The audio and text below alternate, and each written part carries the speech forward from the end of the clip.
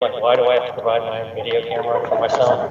Because they do. All you see is the big long thing. There's no I know, close. why can't someone else, why do I have to provide my own? Because there's no camera that comes in on people. Why can't it be just somebody like there used to be? Listen.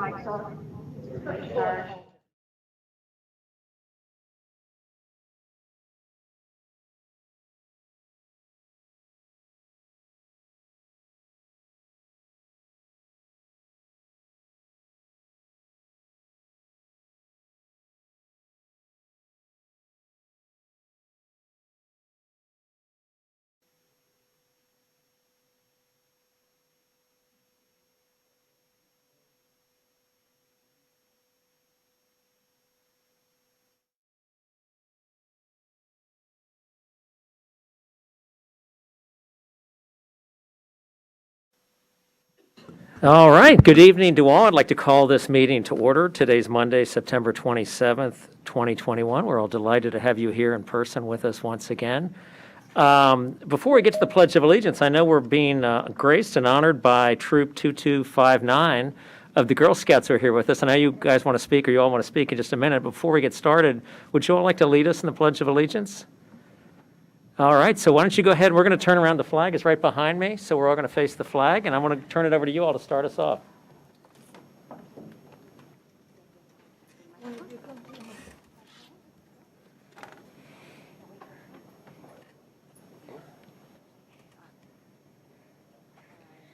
I pledge allegiance to the flag of the United States of America and to the republic for which it stands, one nation, under God, indivisible, with liberty and justice for all. All right, thank you all. That was wonderful. Madam Clerk, will you call roll, please? Yes, sir. Ms. Conley? Here. Mr. Duncan? Here. Ms. Hardy? Here. Mr. Lickenhouse? Here. Ms. Shantz-Hiscott? Here. Mr. Snyder? Here. And Mayor Tarter. Here. Thank you, Council. Thank you. And do we have a motion regarding the meeting agenda? Mr. Mayor, I move to adopt the meeting agenda. All right, do we have a second? Second. All in favor? Say Aye. aye. Opposed, abstentions? The ayes have it. So we have several proclamations this evening. We're delighted so many folks are able to join us in person today, and we're thankful that everyone is wearing masks like we are. All of us on the City Council dais have been vaccinated as well, 2 vaccines, and also have our masks on. So we appreciate you all cooperation as well and keeping us all safe and healthy. The first one is Disability Voter Registration Week, and Mr. Lichtenhouse is going to lead that proclamation. Thank you, Mr. Mayor. I'd like to acknowledge my good friend Jeff Pearson, who's here tonight to accept this proclamation. Jeff, thank you for being here, one of Falls Church City's finest. So thanks, Jeff. Whereas there are over 61 million people with disabilities of all ages living in communities throughout the United States, and whereas there are over 38 million Americans with disabilities that are eligible voters, and whereas the disability community has a critical interest in policies enacted at local, state, and national levels that affect the integration of people with disabilities, young and old, into our communities. And whereas getting the disability community involved in influencing public policies is essential if these policies are to meet the real needs of people with disabilities to live in the community. And whereas voting is one way for the disability community to exert their influences at local, state, and national elections, and whereas there are multiple efforts to develop state disability coalitions around the issue of voting, and whereas Rev Up, Register, Educate, Vote, Use Your Power, is a national effort to encourage state and local disability community voting coalitions. Now, therefore, I, David Tarter, Mayor of the City of Falls Church, Virginia, do hereby proclaim the week of September 19th through 25th, 2021 as Disability Voter Registration Week in the City of Falls Church, and urge all to support the growing involvement of the disability community in the political process. All right, Jeff, do you want to come up? You can come on up. We'll hand it to you if you want. Or you can. Sure, absolutely. Mayor Tarter, Vice Mayor Connolly, and distinguished members of the council, I just want to say, thank you so much for recognizing people with disabilities here in, the City of Falls Church, as well as other communities across this Commonwealth.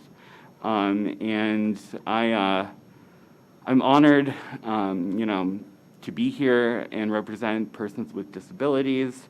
I've lived here in Falls Church my entire life, and I absolutely love living here. And I want to dedicate my life to empowerment of persons with disabilities in voting in other facets of our community. So thank you. Thank you. We appreciate it, and we love having you here as well. So, anybody else have anything they'd like to say before we move on to the next one? Mr. Snyder? Yes, I'd just like to say that our prior speaker has been a community activist for many years. And if you see political campaigns, he's right out there mixing it up, working for political campaigns. So I want to thank you for all your engagement in the community. Absolutely. Anything else anybody wants to say? Sure, absolutely. Let's go. Let's come on down. You want a picture? How about we do a picture? Why don't you come on? Wherever's convenient, Nick, where you want to be for a photo? All right, let's do it. Do you guys want to come down? Yeah.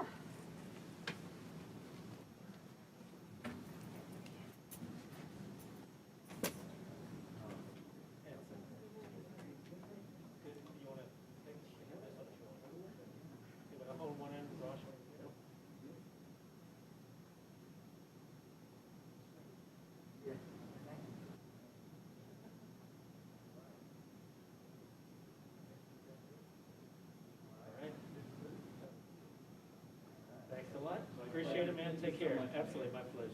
Take care. Thank you for sponsoring. Thank you all.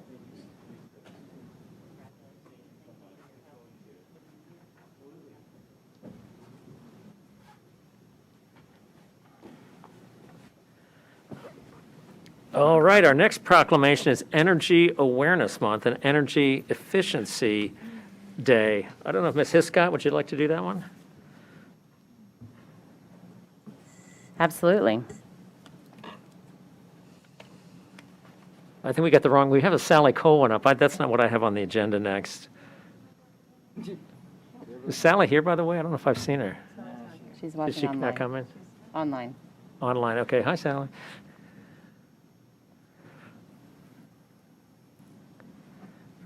So if we can call up the energy efficient one.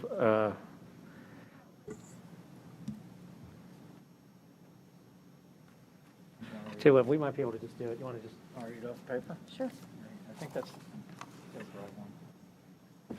Whereas City Council has adopted a resolution reaffirming the council's commitment to take action to achieve the regional greenhouse gas emissions reduction goals developed by Metropolitan Washington Council of Governments, and to continue to advocate for regional, state, and federal support to protect the environment. And whereas the vision of environmental sustainability in the City of Falls Church incorporates energy efficiency and reduction of greenhouse gas emissions as core values that embody what the city is striving to achieve.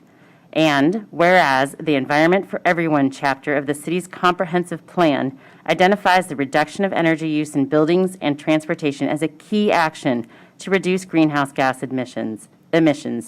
And whereas October is National Energy Awareness Month, our annual national effort to highlight the importance of energy to our national prosperity and security. And whereas the first Wednesday of October is National Energy Efficiency Day, recognizing that energy efficiency continues to be the cheapest, quickest, and cleanest way to meet our energy needs and reduce utility bills for residential, business, and industrial users. And whereas addressing energy efficiency and clean local energy production promotes a cleaner environment, a more prosperous economy, and a positive economic development, improved comfort and health in homes and businesses at lower cost, and a higher quality of life. And whereas energy efficiency and local energy production also support efforts to make our community more resilient to the effects of extreme weather events and climate change. And whereas the ESC's Energy Transition Subcommittee continues its leadership in encouraging energy efficiency and clean energy use in public buildings, businesses, homes, and transportation. And whereas guidance to make homes and businesses more energy efficient and produce local clean energy is readily available through the United States Department of Energy, the Virginia Energy Efficiency Council, the Energy Efficiency Day website, and the city's web pages. Now therefore, I, David Tarter, Mayor of the City of Falls Church, Virginia, do hereby proclaim October 2021 as Energy Awareness Month, and do also proclaim Wednesday, October 7th, 2021 as Energy Efficiency Day in the City of Falls Church, and encourage staff, residences, businesses, and organizations to commit to take action this month and in the future to conserve energy and reduce carbon emissions. Is there anyone here to receive this proclamation?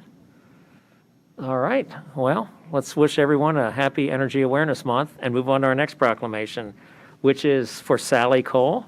And Sally is not with us. I understand she thought she might be a little emotional, but we're all going to see her tomorrow.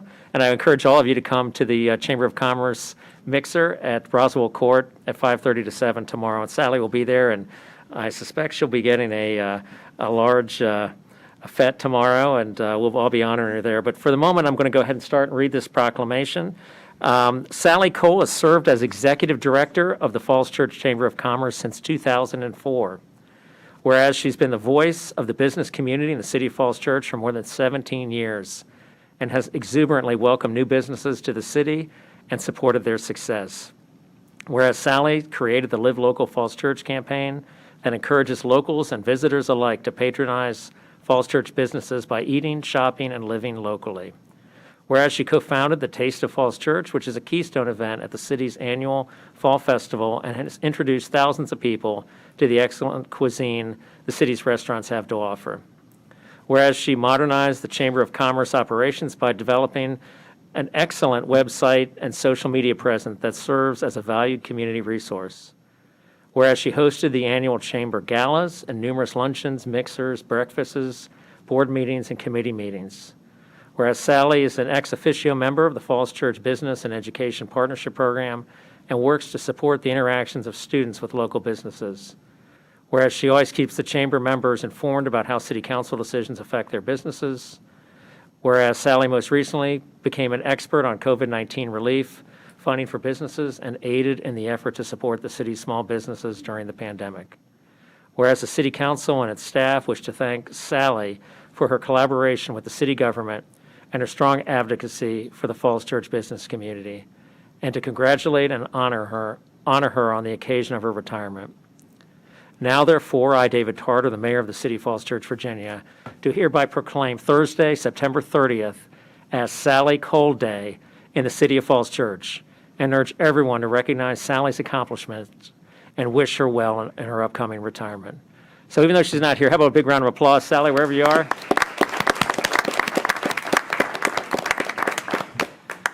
So many contributions here in the city. I know we're all going to be probably saying a few more words about her tomorrow. I don't know if anyone would like to say anything right now. Ross? Yeah, I'd just like to address a couple things related to these proclamations. First, this is the first time that we've had proclamations in council chambers in quite some time, and speaking as I think, well, still one of the newest members on council, this is one of my favorite honors, sitting up here and joining as part of these proclamations. And I just want to say, for both Sally and Jeff, both of you guys, in my mind, embody what it means to be truly immersed in the Falls Church city community, true servant leadership, both in terms of voting rights as well as Sally's efforts here in the business community. I mean, they're both commendable, and frankly, both of you, again, embody exactly what it means to be, to be true Falls Church citizens and what you guys have given to the community. And Sally, I look forward to raising a glass in your honor, and can't thank you enough for your leadership in the Falls Church Chamber of Commerce. It has just been truly spectacular and inspirational in that regard. And Jeff, you as well, thank you for everything that you do here regionally. Both with the Democratic Party and voting rights and everything else. So again, this is it's one of my favorite parts about serving on council, and I can't thank you guys enough for your contributions, endless contributions, and look forward to seeing what you guys do in the next chapter. So thank you. All right, thank you very much. Ms. Hiscott? Thanks, Ross. As the first time being able to sit up here and do this, it is quite exciting to have an opportunity to see Jeff and to thank you for all your work you've done in the city for so many years, and to thank Sally as well. I wanted to extend my thanks for Sally's work, not only in the business community, but also in the nonprofit community. I've enjoyed working with her through the work at the foundation. I know she's supported so many nonprofits and gone the extra mile for so many of us in this community that many of the other chambers don't, recognizing the vital role that a lot of foundations play in the fabric of our community. So thanks to Jeff and to Sally. All right. Any other, Vice Mayor Conley?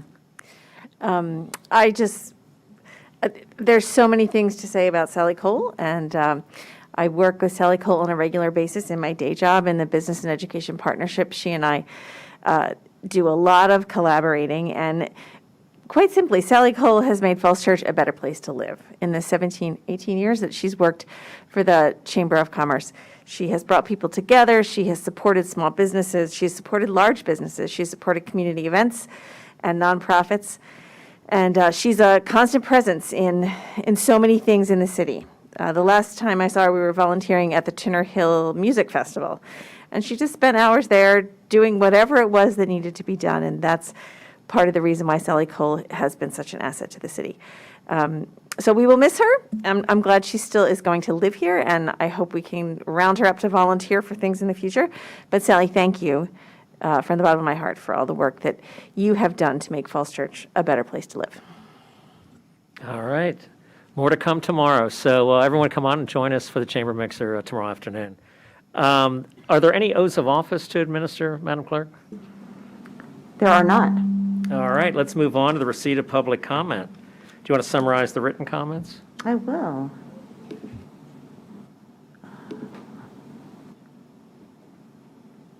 We had several comments on Founders Row 2, and they were still coming in this evening and have all been forwarded to council.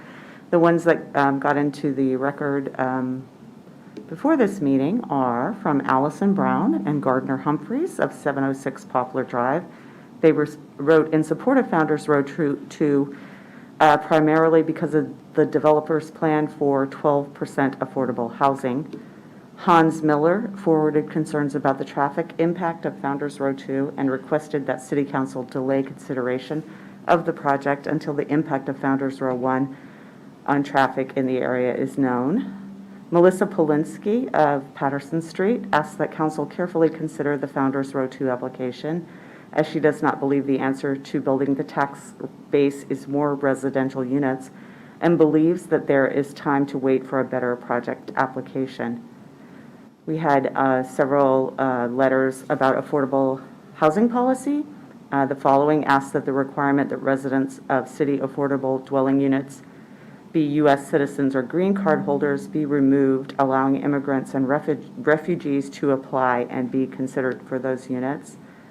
We had Paul Boson of 605 Fulton Avenue, Christine Lee Buchholz of 215 West Cameron Road, Swati Ghosh of 120 Gresham Place, Kevin Hurst, 120 West Greenway Boulevard, Hannah Jordan of 414 Lincoln Avenue, and Arki Piatti of 116 Rolling Trace all wrote on that matter. In other letters, Rohini Winters wrote to express concern about traffic signage in the road at West and Lincoln Avenues. VPAS provided 3 letters, one on restoration of funding for the Rain Smart program, requesting that, one calling for institution of a process to apply green infrastructure measures to control stormwater on public and private property, and a request that the urban forester position be restored and that 2 additional urban forestry crew members be added to staff. Kathleen Philpott Costa, chair of the Urban Forestry Commission, and Amy Crumpton, the vice chair, wrote to support the VPAS request for increased urban forestry staff and the reinstatement of the urban forester position. And finally, Girl Scout Troop 2259 provided a report and video about encouraging composting at local businesses. And that was the summary of written comments, and the Girl Scout Troop is actually the first one on our receipt of public comment to start us out this evening. All right, let's hear from the Girl Scouts. And this is Troop 2259, and they're going to come up and tell us their name and tell us about their project. All right, welcome.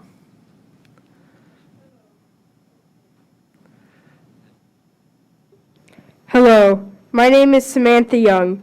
We are here to represent Girl Scout Troop 2259. Today we will present to you why you should convince the city's restaurants to start composting and what it will do for the city. Composting helps the environment. Bit by bit you can assist in making Falls Church a green city. If local restaurants started to compost, it would attract more people to become citizens and more businesses would appear. Falls Church could grow. People will move here knowing that they are moving to a green city. Maybe it would cost more money, but that money could be earned back if we just tried to persuade everyone. Hi, my name is Talia Forster, and I would like to share that in a survey of local restaurants, we reviewed some restaurants like Dogwood Tavern, Placa Grill, Pizzeria Orso, etc. Of these restaurants, most were not composting and said they were not aware of restaurants who were. Only Lazy Mike's is currently composting with a planned program for Clarendon's and Thompson Italian. Some concerns restaurants had included the cost and training employees. My name is Mira Bracken, and I'm here to talk about Lazy Mike's, an FCC restaurant that recently started composting. As you heard, Lazy Mike's is the only FCC restaurant composting today. In just the first few weeks of composting, Lazy Mike's was able to avoid sending 1,500 pounds of waste to landfills. They collected compost during food prep, collecting the outer leaves of lettuce, pepper stems, and egg and shrimp shells, along with other natural food waste. They did this during food prep to prevent contamination risks following cooking. Lazy Mike shared with us that there were no bad smells from composting, and pickups were easy with the help of compost crew. However, Ms. Tax, the owner of Lazy Mike's, stated that there were no direct benefits to restaurants, except knowing that they were helping the planet. She felt more incentives and support were needed for Falls Church restaurants to compost. Hi, my name is Aria Cambo, and I'm here to tell you about how you can help with Falls Church and restaurant composting. While Lazy Mike's is a great success story, it took a committed owner to implement a successful composting program. If Falls Church is truly to meet its environmental goals, tackling food waste could have a big impact on the community. The city already has a partnership with the compost crew to assist individuals in composting. Here's what the city could do to support restaurants to make a bigger impact. Number 1, provide information to restaurants on Compost Crew's restaurant composting program. Number 2, create financial incentives or subsidies to help restaurants adopt composting. Number 3, sponsor educational workshops geared toward restaurants on how to adopt composting. And number 4, provide businesses that compost with clear, uniform signage that makes it easier for customers. In conclusion, composting altogether is important to create a more sustainable environment. You can find more information in the report we submitted to you.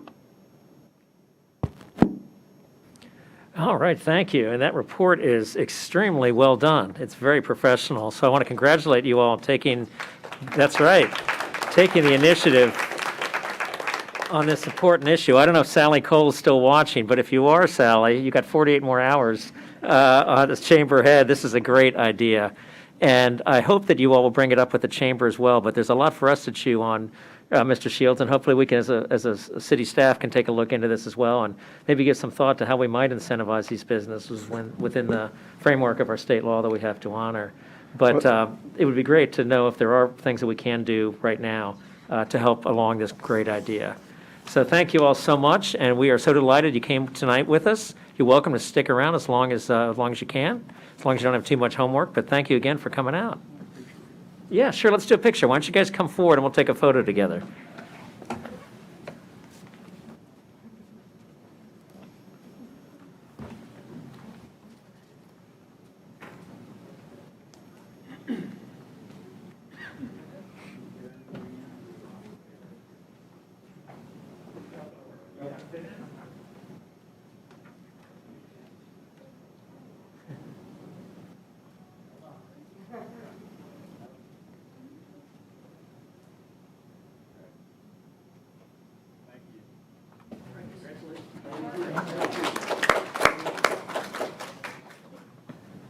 All right, let's move on to the rest of the receipt of public comment. Madam Clerk?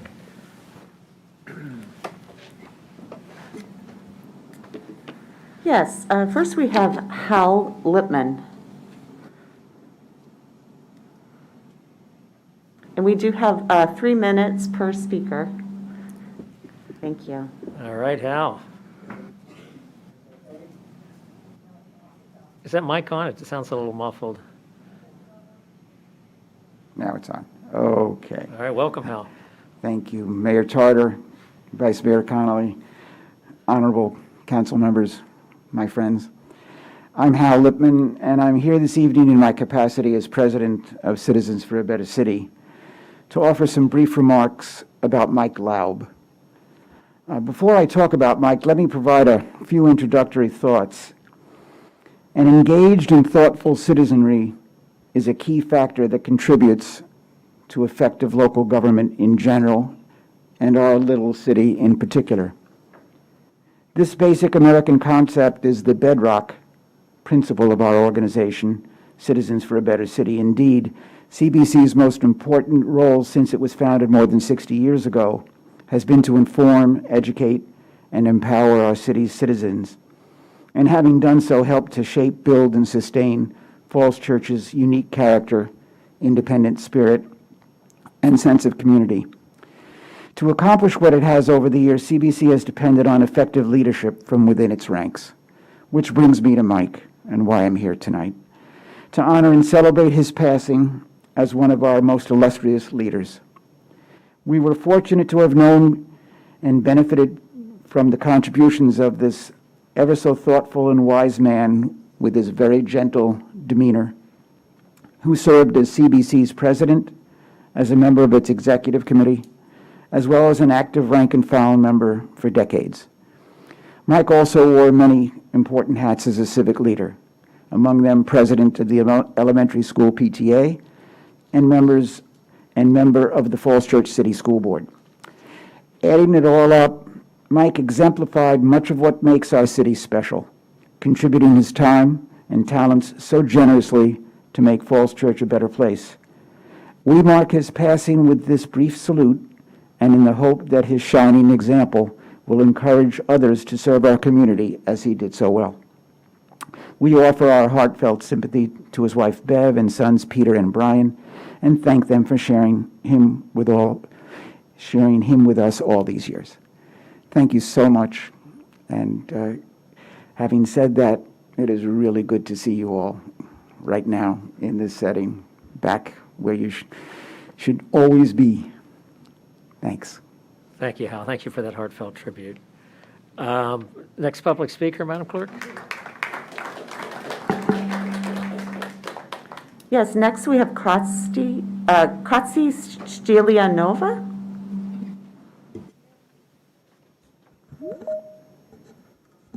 Hello. Dear City Council, my name is Krasi Stilianova, and my family has lived in Falls Church City since 2015. We're originally from Bulgaria, but went to Atlanta, Georgia for a graduate school. We couldn't get used to the lifestyle over there and the community, so decided to move closer to DC. By luck, we were able to find a rental property in the city, and where we stayed for a year, and later we purchased our home. We fell in love with everything that the city had to offer. The schools, the library, the community center, the restaurants, the festivals, the parks, and many more. I'm very grateful to City Council for creating such a wonderful space for individuals and families like mine to thrive. We're very happy here and truly feel at home. One thing that is very important to me is the diversity of our community. Diversity endows us with richness, allows us to look at the world from different perspectives, and deepens our understanding and help us grow as an individual and as community. It helps us uncover and embrace our shared humanity. We cannot teach diversity. We need to experience it in our neighborhoods and in our children's classrooms. I would like to encourage the City Council to take concrete steps in boosting the diversity of our city with various programs such as increasing affordable housing units, giving scholarships to children who reside outside of the city limits, and finding ways to remove existing barriers to entry in the city. Opportunities do arise, but we need to take full advantage of them. I would like to ask the City Council to consider changing one of the regulations related to affordable dwelling units, removing the requirement that a member of a household applying for the city's affordable dwelling units be a U.S. citizen or a green card holder. Having gone through the process of getting a green card and becoming a U.S. citizen myself, I can personally attest that this is a very difficult and lengthy process that may take 10, 15, or even more years, depending on the country you're coming from. I'm not asking you to give immigrants and refugees a preference in distributing the affordable housing units, but simply to allow them to apply for them. We have an opportunity to be more welcoming and to create opportunities to increase the diversity of our community. I hope the City Council will consider removing this requirement and in general make affordable housing more broadly available. Thank you. Thank you very much. Madam Clerk, our next speaker. Yes, we have Hans Miller. Welcome. Thank you. I just got to say to the Girl Scouts, that was awesome. My daughter's a Girl Scout, and you guys are a tough act to follow, and I really appreciate the other comments. My mother was a naturalized citizen, so I appreciate those comments as well. So thank you for the opportunity to speak tonight and the work that you do for the city. Overall, my recommendation to the City Council is that to request a delay of the commitment to the development of the area that we refer to as Founders 2 until we understand the traffic impact of Founders Row, especially on the critical intersection of West and Broad Streets. I did a very exciting read of a traffic impact study from 20 and 21, but there are a couple areas that caught my attention that I want to highlight. Quote from that study: under future 2025 traffic conditions, without the development of the subject site, delays would increase at the study intersection due to regional traffic growth and trips generated by other approved pending development within the city. However, overall level of service would remain generally consistent with existing conditions, except for West Broad Street and West Street intersection, which would operate at a level of service of F, as in fail, as in breakdown, is how it's described. During the AM peak hour, and level of service E, the maximum capacity during PM peak hour. Quote, certain critical movements at the unsignalized intersection of Northwest Street, Grove Avenue, and Northwest Street, Park Avenue are operating near theoretical capacity, that is today, during peak hours. The eastbound left turn queue from West Broad Street onto northbound West Street exceeds the available storage during AM and PM peak hours. The presence of adjacent turn lanes and the W&OD trail aerial crossing make extending this turn problematic. In addition, the northbound and southbound queues on West Street at West Broad Street extend beyond the upstream intersections and driveway entrances during peak hours. So peak AM hours happens when our school buses are going through that intersection. If you look at a map of our schools, that intersection is at the heart of many of our school bus routes and could significantly impact school operations. This study was done with a transit mode split dispersion of 25%, which means we accounted for 25% of people taking other modes or walking or other things. I did have a chance to talk to Paul Stoddard about these concerns, and he relayed to me, and the report mentions that it is possible that that percentage could be as high as 40%. The report also states it is possible that we could improve the level of service with some signaling. But it's possible, but we don't know. So, my main concern is that during the AM peak hour, as school buses for all 4 of our schools are passing through this critical intersection, The projected travel state by the Commission traffic study will be the worst level for a traffic condition characterized by the word breakdown. This is what's expected without the development of the subject site, so right now we have something bad, and Founder's Toe will only make it worse.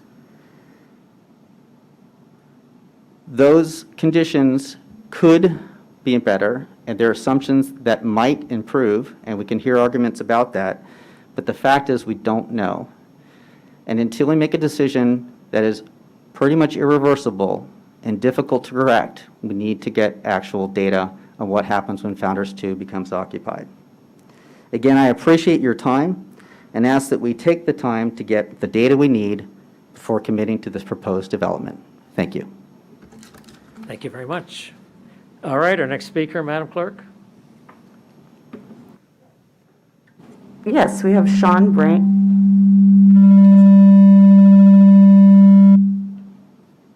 Oh, Sean.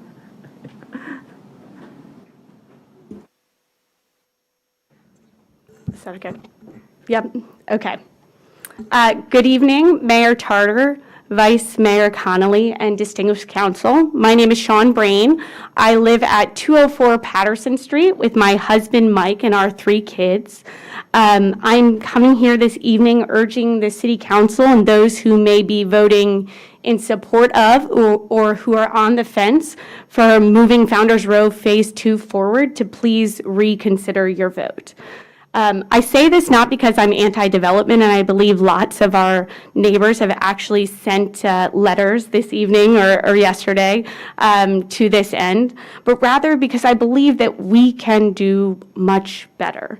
I believe that there's more that we can do for this space, something that's in the economic interests of the city for sure, but something that is more creative, more thoughtful, and more advantageous to the citizens of our community. I recognize that this is great to have affordable housing, but there's also a very small amount of affordable housing in absolute. There's more that we can be doing here. I also think the only person who really benefits from this scenario is Mill Creek, and I fear if we continue to push this forward and have conversations, it's only going to remain as such. I recently walked into Founders Row Phase 1 with my children on Saturday evening and looked around, and the idea that per acre Founders Row Phase 2 would be more dense than Founders Row Phase 1 is absolutely mind-boggling, particularly for a previously commercially zoned space.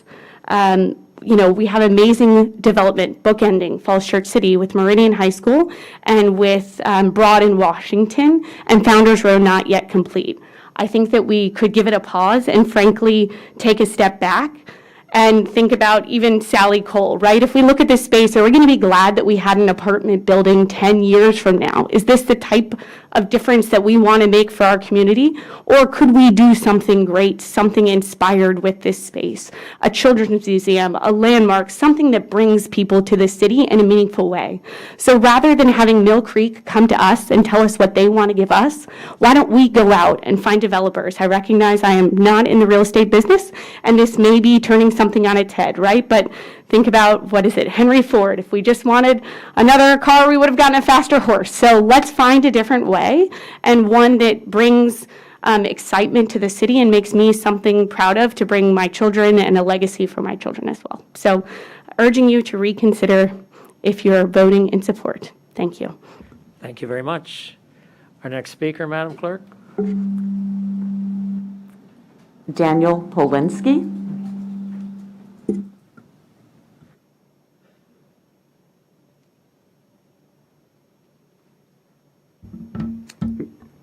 Hi. Good evening, City Council, Mayor Tarter, Vice Mayor Connolly. Thank you guys for the opportunity to talk about Founders Row 2. My name is Danny Polinski. I live at 201 Patterson Street, across the street from Sean, with my wife and our 3 kids. A lot of kids on Patterson Street. I would like to take this opportunity to ask that the council reconsider moving forward with Founders Row 2. Joe Muffler and Mill Creek have been very open and very forthcoming with their conversations with the neighborhood. But I do not think there is an answer that benefits the community, the local neighborhood community, as well as Falls Church, that we need to move forward at this moment. We're exiting a pandemic. We don't know what the world is going to be like in a couple of months. And like my neighbor said, there is an opportunity for us to really do something special at that corner. We don't know what the West Street is going to look, or sorry, what Broad Street is going to look like between West and Hancock. There's a number of parcels that are possibly coming forward, and we have an opportunity to do something really special with that whole area. My ask is that the City Council not move forward with this project until we know what we're going to do. I am not inherently against the idea of additional residents at that corner. My ask is that we make sure that we are planning for the future, so 10 years and 20 years down the road. We have the kind of thing that we can be proud of, and that will bring people to the city, not necessarily in that spot to live, as we've talked about, there's a lot of traffic concerns, but mostly that it will be the kind of unique opportunity for Falls Church to have, as we combine the West End project, Founders Row, and anything else that comes in that neighborhood. So thank you for the opportunity to speak tonight, and look forward to this conversation continuing. Thank you. Thank you so much. We appreciate it. Madam Clerk, are there any more speakers? No, that's it. Thank you. Thank you. Let's move on now to council requests.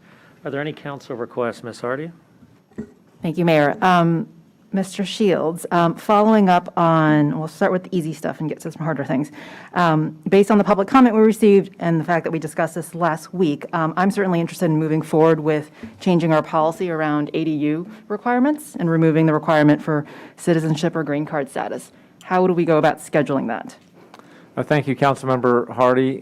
This item is on the agenda for the Housing Commission at their meeting on October 12th. And I think the council will get a recommendation from the Housing Commission on how best to proceed. I do believe that the action that would be required, I'll consult with the city attorney just to confirm this, but I think the city council sets its ADU policy by resolution. And so the means for making any change would be to amend that resolution. But again, we'll work through that process and provide that with the staff report once we have the Housing Commission recommendation. Terrific, thank you. And is the timing of that going to work with when the ADUs at Founders Row opens? Let me speak with staff on that. I know that that is happening now. And so I think if this policy is to take effect for Founders Row 1, then time is of the essence. Okay. Second request, or actually just a question. I know that we are approaching our staff vaccination requirement date. How is that going, and is there anything that you need support on? So we thank you for that question. As of today, we have just over 160 employees that have submitted into the Human Resources Department their vaccination card. We are working through with other jurisdictions the best means for implementing the testing regime for those that do not get vaccinated. In the meantime, we are continuing all of our persuasion and our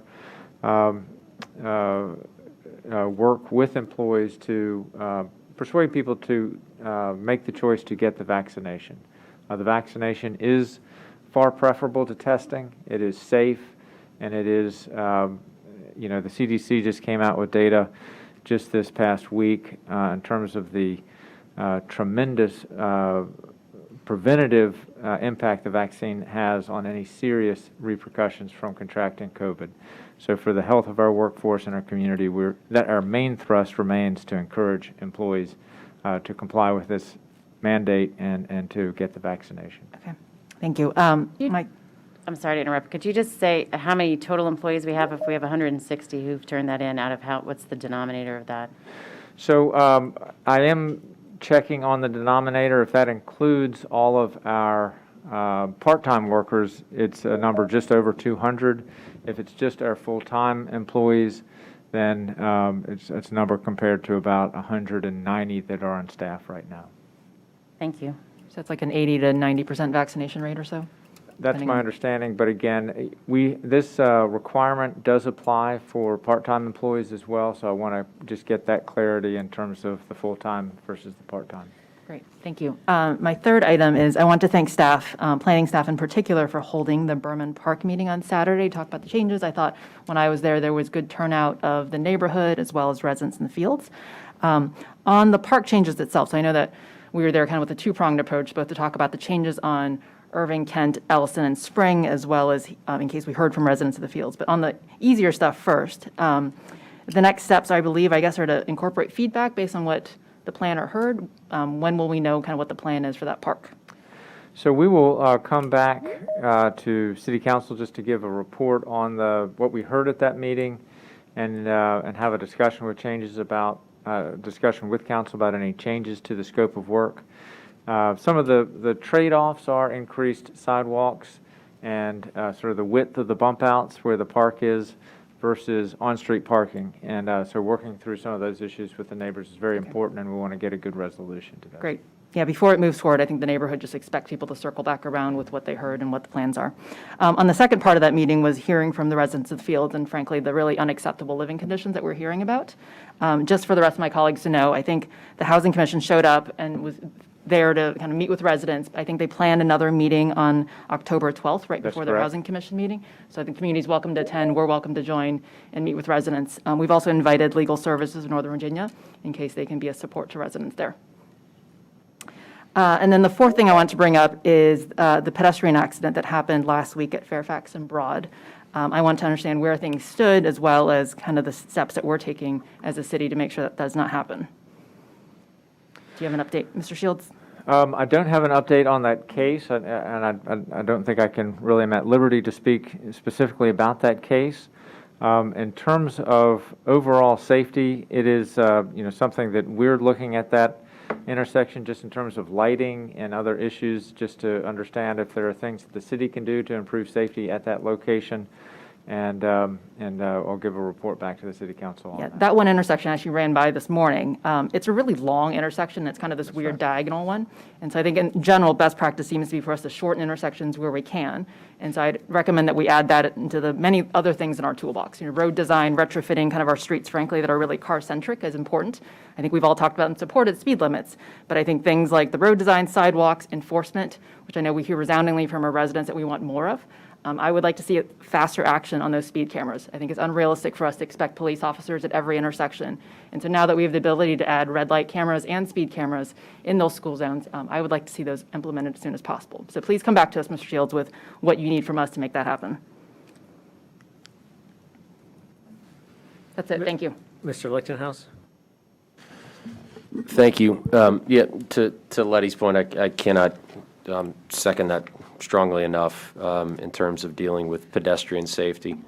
We talk about managing traffic congestion, we talk about creating walkability, and to some extent, I feel like we don't do enough from an enforcement perspective. We do obviously focus from a development perspective that we've had some folks comment tonight on concerns about traffic and congestion, but till we can enforce that in the city, whether it's through speed cameras or it's additional traffic calming measures, we're going to continue to run into these issues. It's like we've got this kind of like dichotomy of the way that the city was developed versus being kind of pulled into kind of a big city atmosphere, and it creates a very, very dangerous situations. And unfortunately, that was brought to bear in a very terrible way last week. So glad to know that she's okay. Off of traffic onto urban forestry. Wyatt, my friends on Urban Forestry Commission had submitted a letter inquiring about the urban forester position, which I believe, is it still funded and remains unfilled? Or was that truly reallocated, that position? So the deputy arborist position was reallocated, and so when Kate Wright left, Charles Prince was promoted to the arborist position, and we did defund the deputy position in the budget. So that certainly can be something we evaluate. I know that Charles Prince would very much like to see that position reinstated, but we had other needs in the department that we sought to fill. And then just one other piece of it for the City Council's awareness, we do have vacancies on the urban forestry crew that works outdoors, and that's a really important team for the city in terms of maintenance of our parks and overall quality of all of our green space citywide. And we're working very hard to fill those vacancies. We have 3 vacancies on that crew, which is the full crew. And I think we will have good news to report shortly on some hires there. Okay.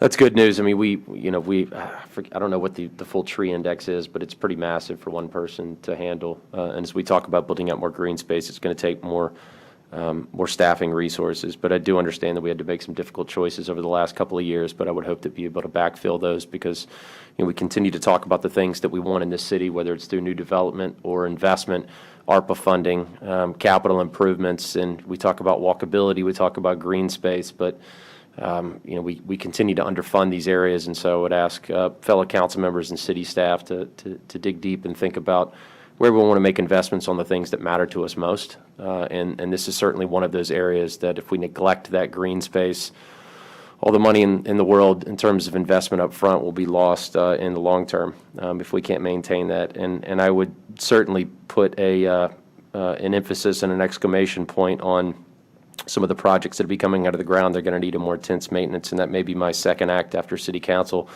to maintain the Fellows property once that is dedicated as city green space. So you maybe see me down there trimming trees, maybe on a part-time gig, who knows why. But in any event, it's another important resource that we need to invest in. So I would ask that we certainly take the comments and the concerns of the Urban Forestry Commission under consideration. So thank you. Thank you. Other council requests? All right, let's move on to the report of Mr. Snyder. Yes. Sure. Thanks very much, Mr. Mayor, and thanks for everyone here this evening. So running through a couple of these, I think it's appropriate for the Legislative Committee to take up more leeway in speed enforcement cameras, and red light running cameras are highly constricted by state law. And so I totally agree we should use whatever legal authority is available to us in addition to enforcement, lowering the speed limit at 20 miles an hour. It isn't any one thing that will make our streets safer, but those combination of things. Secondly, I've gotten a lot of citizen comments on the rather complicated intersection of Park, Lincoln, the W&OD Trail, and West Street. And I think we're going to need to continue to focus on that to get that right. In addition to the urban forestry request that was mentioned, providing grants for homeowners that wish to retain more of their water on site through rain gardens, I would hope that we can take a look at that program to make it more friendly and more attractive for homeowners, as well as funding it appropriately.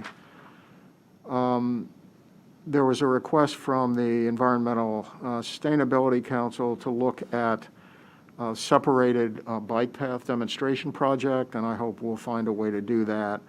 And finally, I think it's entirely appropriate that in view of the request tonight that we take a look at our ADU policy to be more welcoming. Thank you. All right, thank you very much. Any other council requests? Vice Mayor Connolly? Mr. Shields, on the staff vaccination, do coaches and volunteers also need to be vaccinated if they're not employees, but they are representing the city? Does that count? Are they included? Part-time employees would include coaches, referees and Okay. individuals who are paid.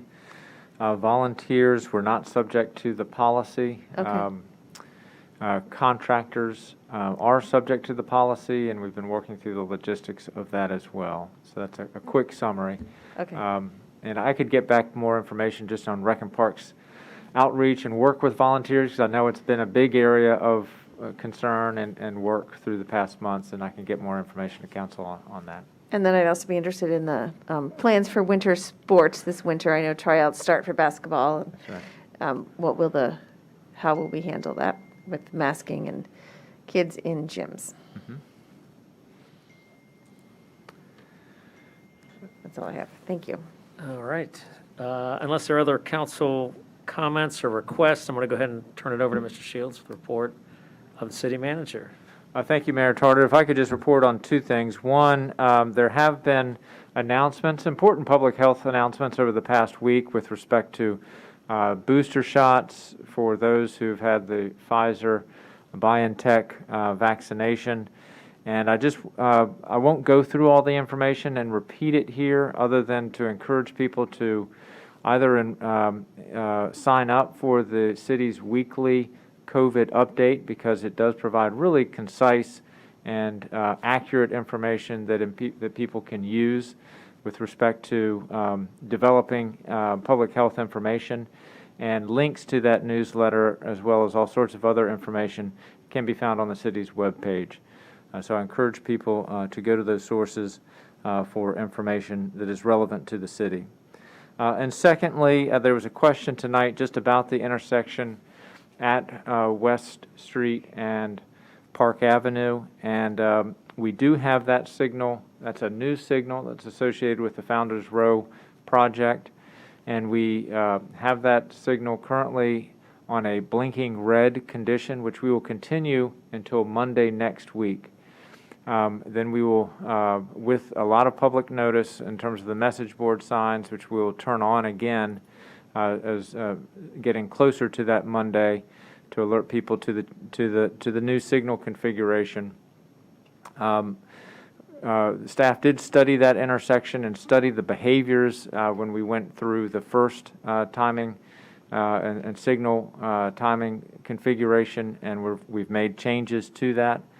And I just want to note that the city's traffic engineers take the safety of the traveling public through intersections very seriously, and are working very hard to make sure that intersection functions. There's a change in behavior and sort of the way that people will need to perceive that intersection, and they'll need to see it as a four-legged intersection, and it will function that way. And for many years, of course, people have used West Street as essentially a free left turn, and so that's what we're trying to do with bringing everybody to a full stop for that intersection, is to interrupt that pattern, so that when the signal pattern goes in again, people will get used to stopping before taking a left if they don't have the green arrow to take that left onto West Street. So Monday, the new signal, the signals will be back in service. And again, we'll watch it very closely with the safety of the public foremost in our minds as they go through that intersection and have a slightly change of habits on how they navigate that intersection. That's all I have to report tonight, and I'm happy to answer any other questions. Vice Mayor Connolly?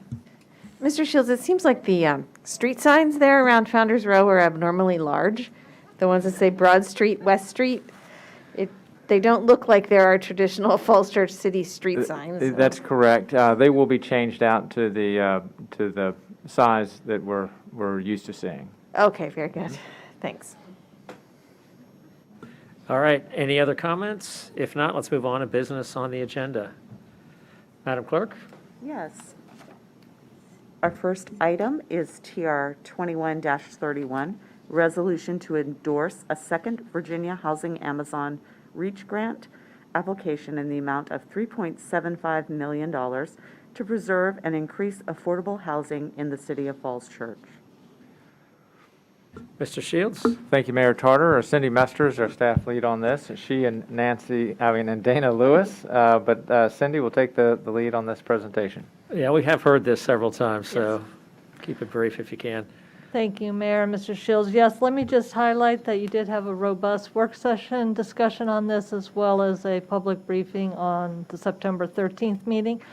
Was before you is the same content and plan for preservation and acquisition of affordable housing using the REACH grant to acquire and preserve housing in Virginia Village.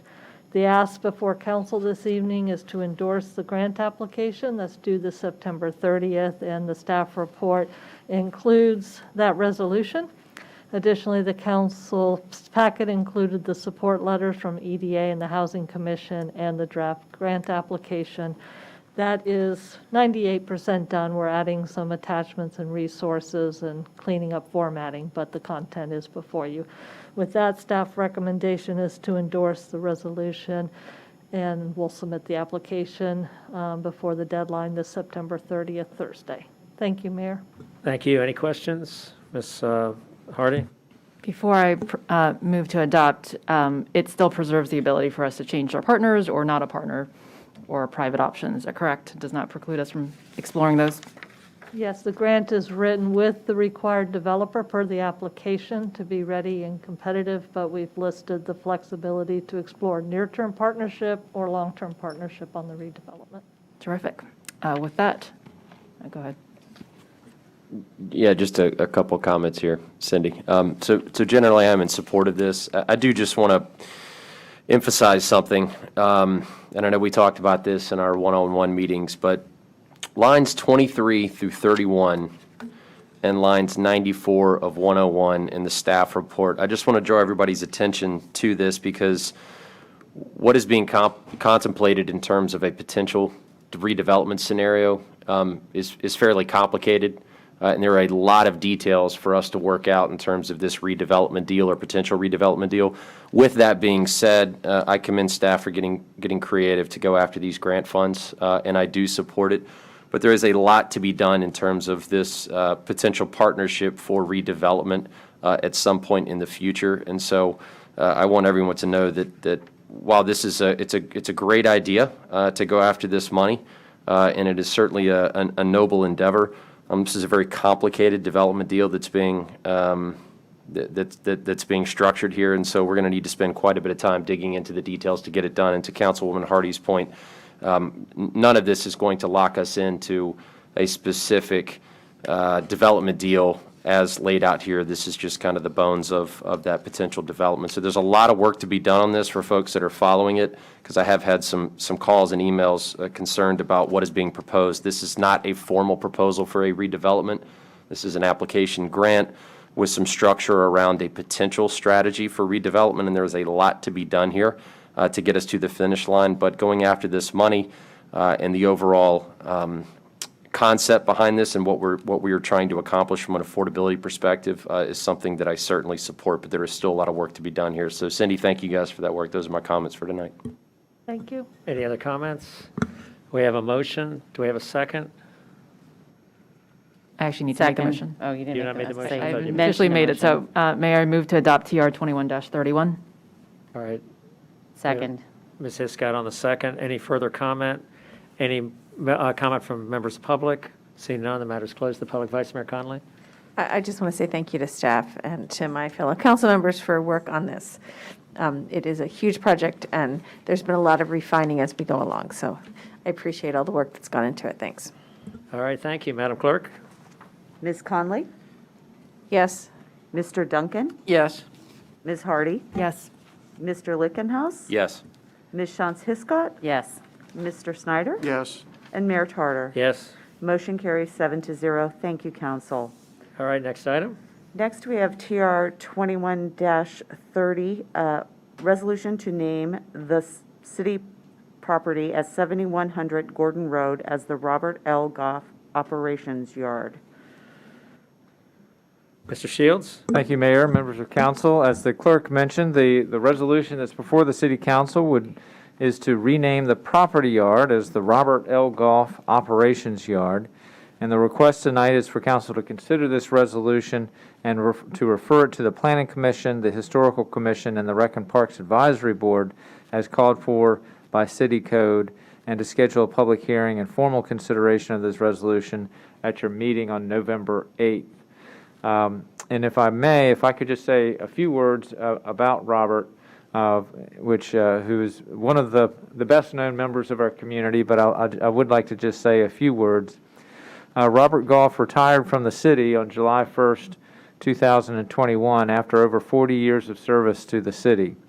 He was hired in 1981 as a maintenance worker and rose up through the ranks to be named the Superintendent of Operations in the year 2000.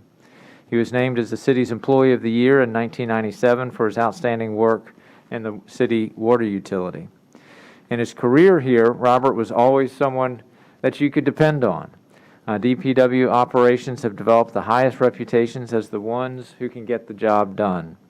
And whether it's responding to a resident who needs her cat rescued from a storm inlet, to removing hundreds of tons of storm debris after a hurricane or a derecho, and of course, day in and day out, maintaining all of the city's roads, buildings, stormwater facilities, sidewalks, and all of the infrastructure in the city.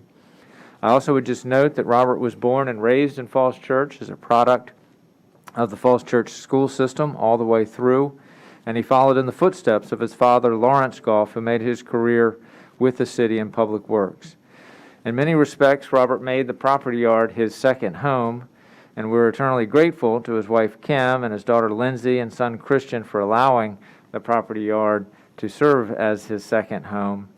He led a strong team of dedicated employees, and he always led with the motto, respect the work and respect the worker. And he set the highest standards for all employees in the city to meet. For these reasons, we brought this resolution forward and asked for council's favorable consideration.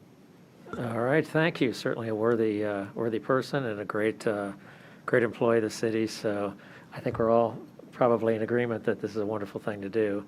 When is the day of the actual dedication? Well, we haven't set that. We don't want to be presumptuous, but this would be back before council for consideration on November 8th after you have followed the city code and our process for naming facilities.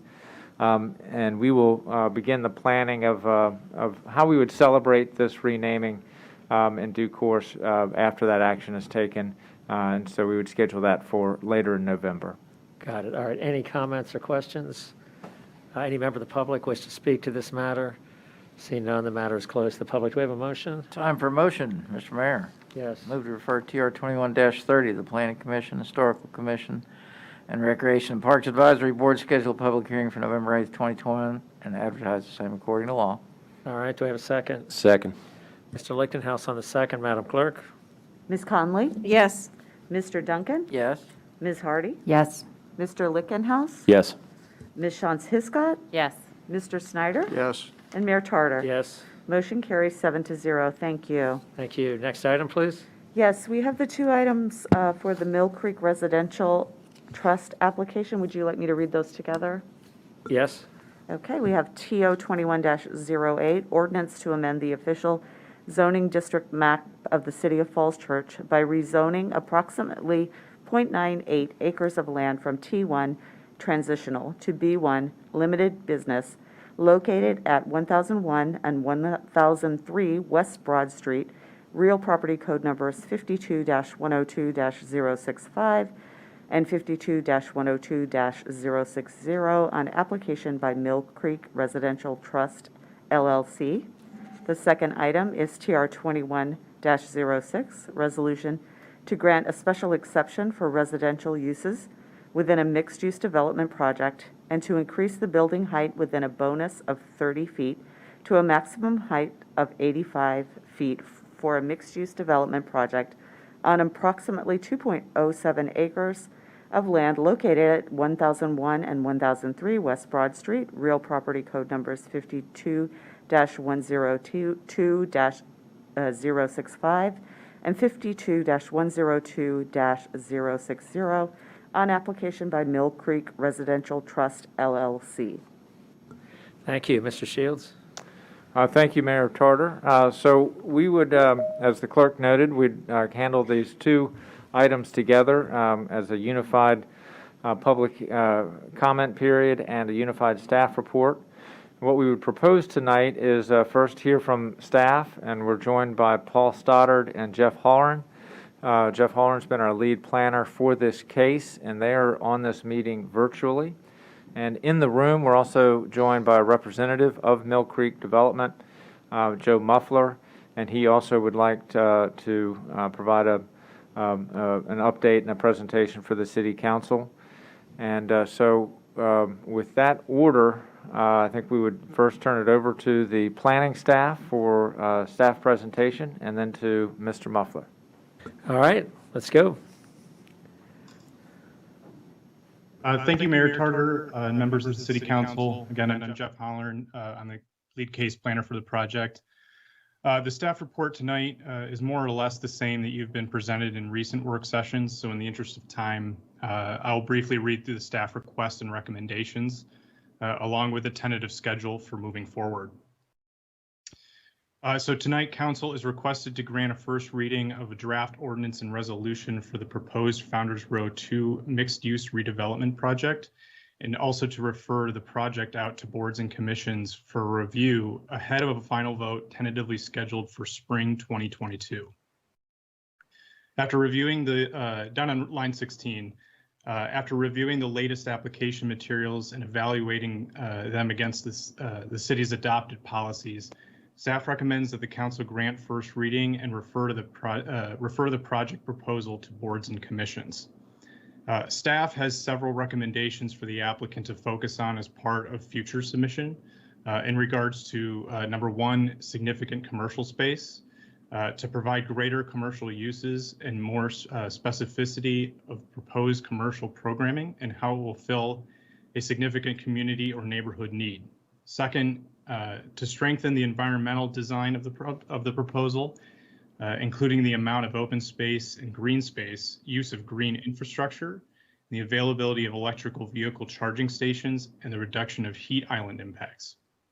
Third, to improve the proposed affordable housing program, utility and facility contributions.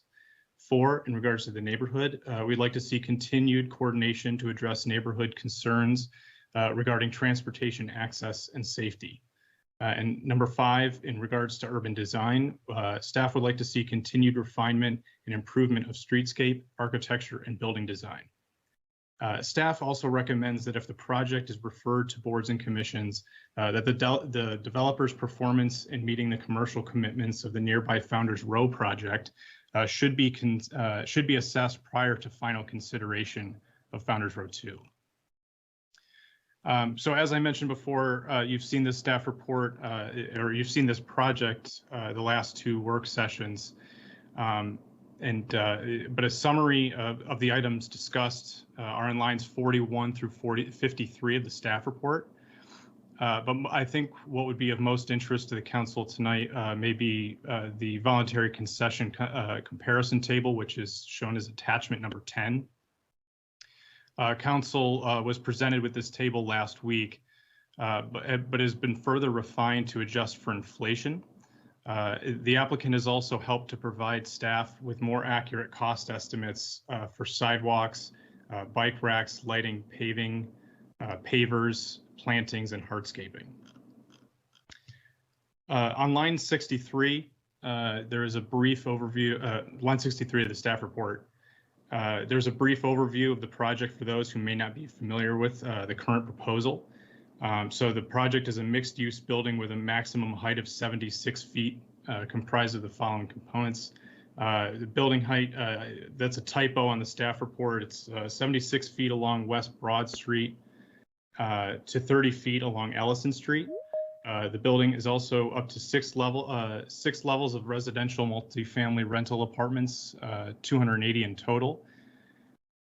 There's a ground floor retail of about 15,000 square feet along the frontage of West Broad and Southwest Street.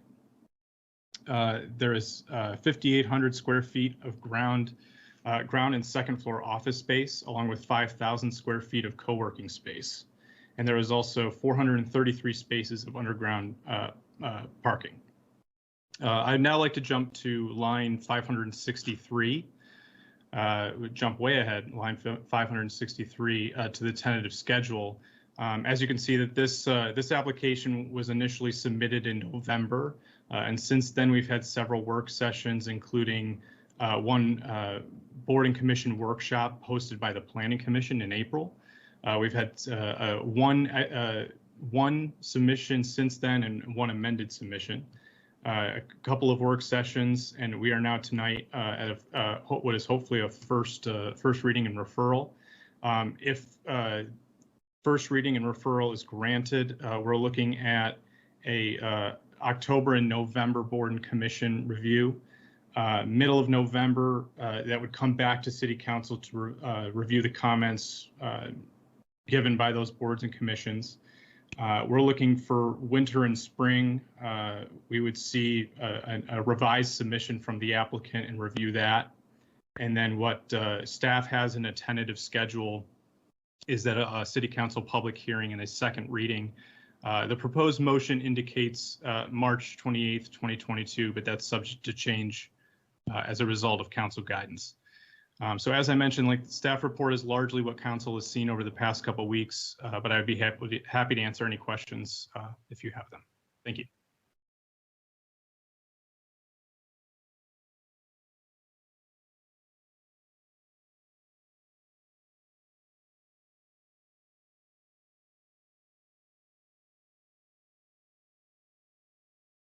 Okay. All right. And that refers back to Mr. Miller's comments about the Broad and West traffic and the report that was referenced. Do you have any additional insight or information on that from your perspective, Jeff? Were you, I don't know if you were able to hear that public comment earlier regarding the failing review from the study that he referenced earlier at Broad and West that we're theoretically at capacity currently exceeding? I did hear the comment. If I may, council member, Zach Bradley, the city's director of public works, is also on the call tonight. He's got a loose internet connection, but if it's holding, he might be in a good position to respond to that. Yes, thanks, Mr. Stoddard. So yeah, we've seen the report. We are currently working with Mill Creek on Founders Row 2 on alternate options that preferably do not involve adding additional lanes. This involves some lane reassignments, some signal retimings to remove the split phasing so that both sections of West can run concurrently, and some other kind of tips and tricks of the trade that I won't bore everybody tonight with. But just for some background, we are trying to avoid adding lanes as it does take away from walkability. And I think from previous discussions with council, we're generally okay with at least a little bit of vehicular congestion if we're making a area more walkable, more kind of pedestrian, bicyclist friendly. So we are exploring other options that are not in that report, and we hope to report out with more detail at a future time. Yes, Ms. Hardy? Sorry, while we're on this transportation one, I've got Zach. So to clarify, because I wanted to make sure we all understood, because we've received a number of concerns about transportation and congestion. So I read this Esoteric traffic study, because sometimes I have nothing better to do. And so my understanding, and correct me if I'm wrong, is that it does take into account projected traffic with Founders Row 1 opening and West Falls Church. Is that correct? Yes, that is correct. And it would only degrade to level service E or F if we don't do anything. And what's recommended by Wells is actually to do the signal phasing and the boring things you talked about, Zach. That could get it back up to D, which we would deem acceptable and still friendly to pedestrians. I would have to verify the final level of service, but I do know if we do nothing, it does drop to an E, and some of the items that I have mentioned do increase that. I do not want to speak too specifics. I haven't looked at the report in a couple of weeks. So I don't want to misstate anything. But yes, those do improve the overall condition of what it would be if we just left the condition as is and kind of ignored it. Got it. And so maybe when Mr. Muffler speaks to this, let's talk about other kind of transportation improvements, including traffic calming and how to support the neighborhood with that, because that is going to be a continued concern I think we're going to hear from them. Thank you for now. All right, any other questions while we're on staff questions? All right, Mr. Muffler, it's you're on. Thank you for joining us. Nice to see you in person. It is great to see you all in person, Mayor Tarter, Vice Mayor Connolly, and to the rest of the council members. Thank you for having us tonight. Thank you for your input throughout this process, and to staff, to Mr. Shields and his entire staff for their help throughout this process as well. On the topic of traffic, actually that exact issue is in this presentation on slide 19, so we can touch on that. But Ms. Hardy, Councilmember Hardy, you had the summary approximately correct. I'd also like to thank Hans, who I think is left, and Danny and Sean for joining here, as well as along with the other neighbors that have written in about Founders Row 2 for their input throughout this process. The reality is this has not been a very public process in terms of the broad strokes of being able to interact with other departments, boards and commissions, and the neighbors. And what I'd like to start off by saying is, as I stand here tonight, that's what we're requesting. We're requesting because there has been, I think, a misconception as to what this process is and what is happening tonight. We know we are not asking for approval right now. This is a long and extended process to get this project from where it is today to what it will be and should be in the future. What we are asking for tonight is just that ability to get outside of this room and to work more directly with the neighbors, with boards and commissions on transportation, on design, on environmental, to ensure that this project gets to be the best project that it can possibly be. So to that end, I would like to just briefly, if you want to click through the slides, just very briefly touch on where we have been, where we are today, and where we want to go in the future. Everyone is aware of the site at 1001 and 1003 West Broad Street. Next slide, please. Just images of the site as it stands today, which is a vacant site. Rite Aid has vacated their lease, and the carpet cabinet store has been kind of in its state for the better part of the last decade. So those are the two parcels specifically that we are referencing, just for public reference for those who are tuning in now. Next slide, please. So this project has had quite an evolution, maybe behind the scenes to some, but it has been quite an evolution over the last year or so. We've gone through 2.5 submissions, and throughout that process, it's unequivocal that the project is better today than it was 4 months ago, and it will continue to improve in the future. Very broad strokes highlights, we have reduced the residential density by 16%, while maintaining 12% of the total homes as affordable housing. We've increased the commercial density by 60% with the addition of office space, the inclusion of a co-working space that will be open to the city along with our community residents. And one additional thing that has not been memorialized in the VCs, but what we are committing to, is that a minimum of 50% of the ground floor retail will be assigned as food and beverage retailers, so restaurants and the like. We have a significant amount of open space, including a large public plaza that we're calling Founders Plaza, along with a green space as a residential gateway at the corner of Weston and Ellison. Next slide, please.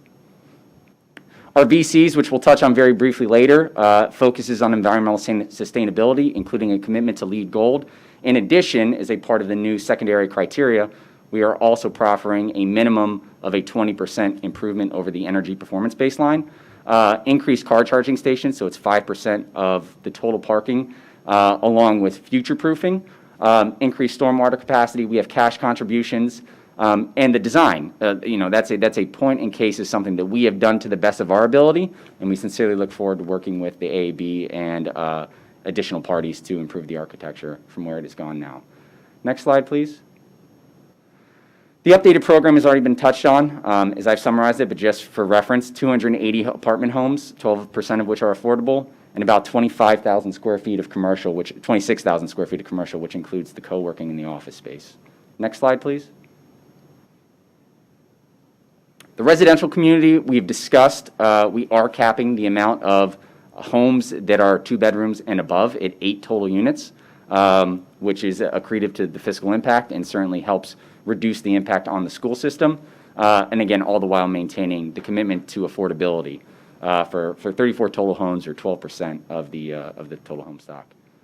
Next slide, please. Next slide as well. I just want to give everyone a sense of the ground floor plan as it has evolved. Working your way along Broad Street with a small residential entrance, your retail space, your Founders Plaza, as you start moving south along West Street. We do have the office space there, which is something that I do plan on boards and commissions having conversations about, whether it remains office or becomes some kind of flex retail space. There is room to be creative there. And then a co-working space that is inside what looks like a club room, but that's the location of the co-working space as well. As you move your way down from West to Ellison, the building tapers twice, frankly, but it does drop to 30 feet in height. Townhome style looking residential with front lawns and stoops that are maintained by us, the ownership, to ensure that those lawns are never overgrown or anything like that. Next slide, please. Here's an image of the Founders Plaza. As discussed, again, an area that could use a lot of feedback from boards and commissions on art and seating and landscape and design. Next slide, please. Here's, I think, a pretty dramatic, just visual representation of what's been accomplished in the last 3 months, just among this group, on feedback from this group and how this can evolve further. This is the gateway at Weston Ellison Street. You've got the lawn at the corner, you've got the improved sidewalk, you've got the co-working club room space, and you can see the Founders Plaza around the corner.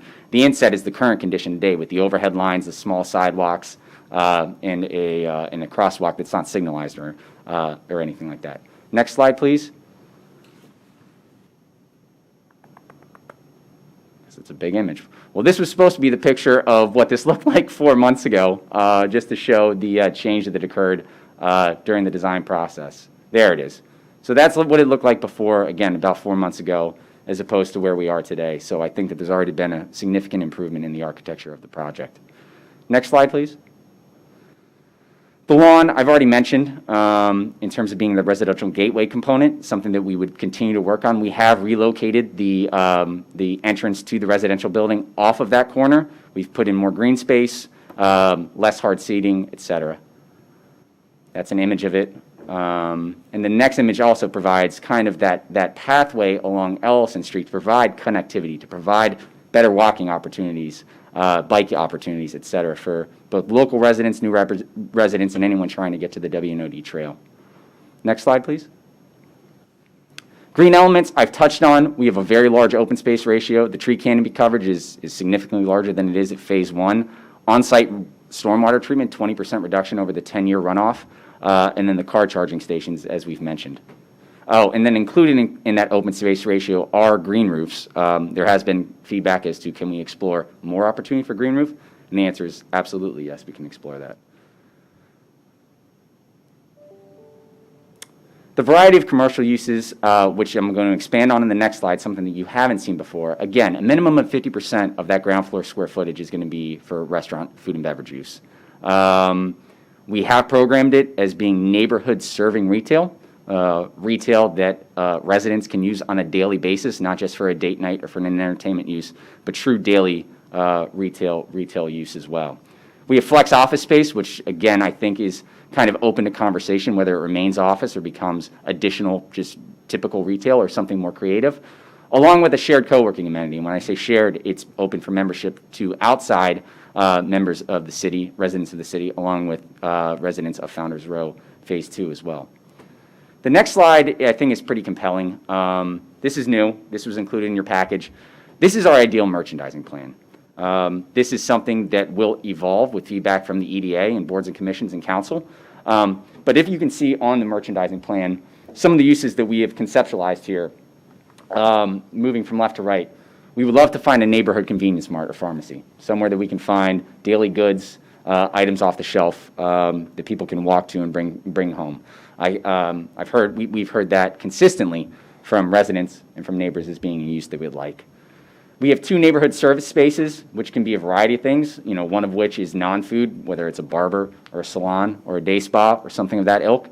And then the second use being something like a deli, a butcher, a bakery, a coffee shop. Again, uses that we've heard repeatedly from neighbors.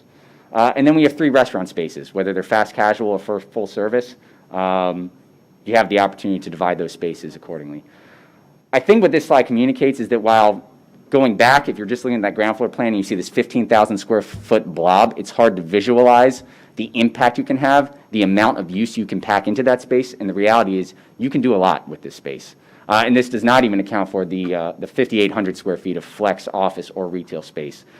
The inset pictures show you the streetscape improvements. If anyone has walked past Founders Row 1, you've seen how large those sidewalks are and how dynamic they can be when there is the outdoor seating with the new planters and the bike racks and all the other streetscape improvements, and then the Founders Plaza as well. Next slide, please. Community benefits, that was summarized again in a table, but just to straight off the bat, it's over $41,000 per home compared to Founders Row Phase 1, which was about $28,000 per home. So that's a 48% increase in a benefit package in 3 years. I can assure you rents have not risen anywhere close to that. It would be great if they have. I believe this compares favorably, if not above, nearly every other project approved in the city. And then the table below is a summary of virtually everything else that we've talked about.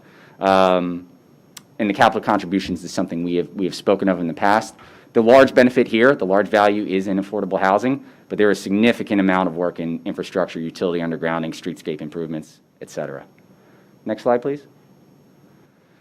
Here's the transportation and parking. This is the perfect display of a topic that needs to be vetted and continue to work on with neighbors, with boards and commissions, with the engineers on city staff to ensure that we're getting this right. We have done our studies, and we need to now sit down and roll up our sleeves and make the plans work. Next slide, please. Oh, I'm sorry. Sorry, leave it there. I apologize. That table on the right-hand side is the what's it say? The level of service. So again, existing, it's a D. If you do nothing, it drops down to an F and an E. With the proposed improvements as they stand today, we can get it back to a D, and there's potential that we can do better than that. We've already gotten comments from the neighbors that they wanted to see a left-hand turn movement out of our garage onto Broad Street. We've worked with Zach and city staff at a high level to show that that can happen, and that does improve service even further. Those are the type of opportunities that if you click forward 2 slides, frankly, Ms. Mester. One more slide. So here's a variety of bullet point items that we talked to the neighbors about that need to be explored, whether it's 4-way stops, expanded lanes I know is something that the city would not want to pursue, but we can certainly study. Traffic calming measures, beacons, signals. There's a lot that can be done. We need the opportunity to sit down and study it with the engineers in the city, and that's what this process would be for. Next slide, please. A Phase 2 summary would not be complete without a Phase 1 update. We understand the accountability that we have as Mill Creek Residential, as partners with the city in Founders Row Phase 1. We are very excited and pleased to say that today we welcomed the first residents of Phase 1 into that building, into their new homes, about 10 years after this process first started, which is fairly incredible and is something to be celebrated by the city. But one thing that is of concern is the retail leasing. I would like to say, and I had announced it prior, that we have agreed to terms with 5 tenants, over 10,000 square feet of retail. We hope to ink those leases and to announce those within the next 30 to 45 days. But beyond that, to step back, last year, I can count on both of my hands the amount of retail tours that were done last year, truly. We're now doing more than 10 tours per week with retail. We're in negotiations, either term sheets or leases, with 75% of the retail space currently. That is an ongoing process. Unfortunately, retail is a cruise ship. It does not happen overnight. It does take time. And what we're requesting tonight is the ability to use time as a tool, not a roadblock, to use time to advance this in the public, to work with boards and commissions, to work with the neighbors to better this project. Staff already said that this project is even up for approval in 6 months. Just look how far Phase 1 has come in 6 months. And we do know that at the end of the day, we will be held accountable for Phase 1 when it comes time for the approval of Phase 2. One last slide is just, again, a summary of the benefits. We've done our best to hear council's voices, to hear boards and commissions very briefly in the work session, to work with staff to make this the project that it is today. But we know that it can be better and will be better as we work with the public moving forward here. So with that, thank you for your time. I do appreciate the platform and the summary, and I'm happy to answer any questions that you might have. All right, thank you so much. We appreciate your presentation. Let's go ahead and open it up to comments or questions from colleagues. Anyone have any questions or comments? Ms. Hardy? Thank you. Thank you, Mr. Muffler. Good news to hear on Founders Row 1 progress. Could you speak to us a little more on that second floor or additional co-working space? Is it intended to be kind of a amenity mainly for residents, open to public? I mean, I think obviously the future of work is changing, and who knows where we'll be by the time this opens, if it opens. What's your thinking on that? So at the broadest stroke, it is open to public and residents. So it is an amenity for the community, but it is also a membership and a commercial use for what I would say is citizens of the city of Falls Church. We'd have to work with the city and staff to figure out how exactly that operates, whether Mill Creek operates it, whether we bring in an outside operator. But what I can say is we are doing these as amenities in our other building. These are not one long conference table, business center at a Holiday Inn type experiences. This is I know this may not be du jour these days, but this is a WeWork type of experience in terms of build out, in terms of feel, in terms of interaction and engagement. It would offer opportunities for people to work alone, in groups. One of the things that we've said all along is we would love to use it on a reservation basis for the community.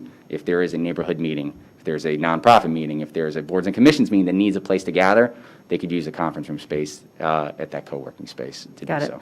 And that flexible retail space, that's additional in addition to the co-working, is that correct? Correct, yeah. There's always been 5,800 square feet of office space, and we've designated that as medical or professional office.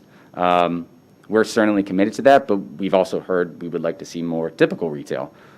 So I think it's somewhat of a give and take. It's a conversation. What I would say is it can be flexible in terms of how it's used. It's 2 stories. It's right there on the Founders Plaza, so it is good retail space.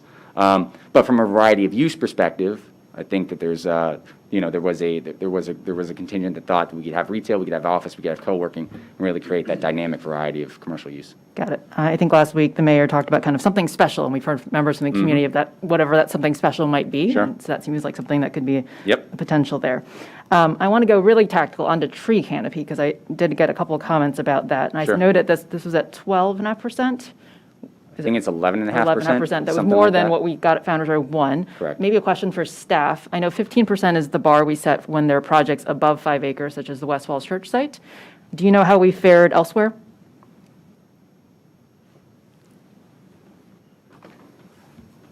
Planning staff? Councilmember Hardy, this is Paul Stoddard, Planning Director.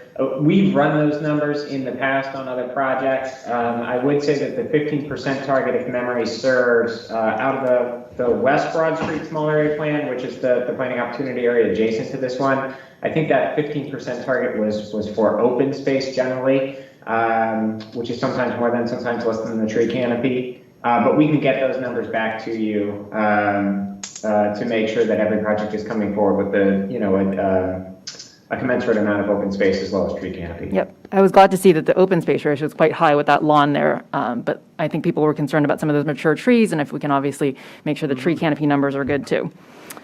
Transportation was my other one. And I think that's it for questions for now. Thank you. Yes. All right. Other questions for staff or for the applicant, Mr. Lichtenhouse? Thank you. Joe, before I move on to more specific questions, I have a request of you guys for this week. Can you get somebody over there to trim the property, cut the grass, weed it?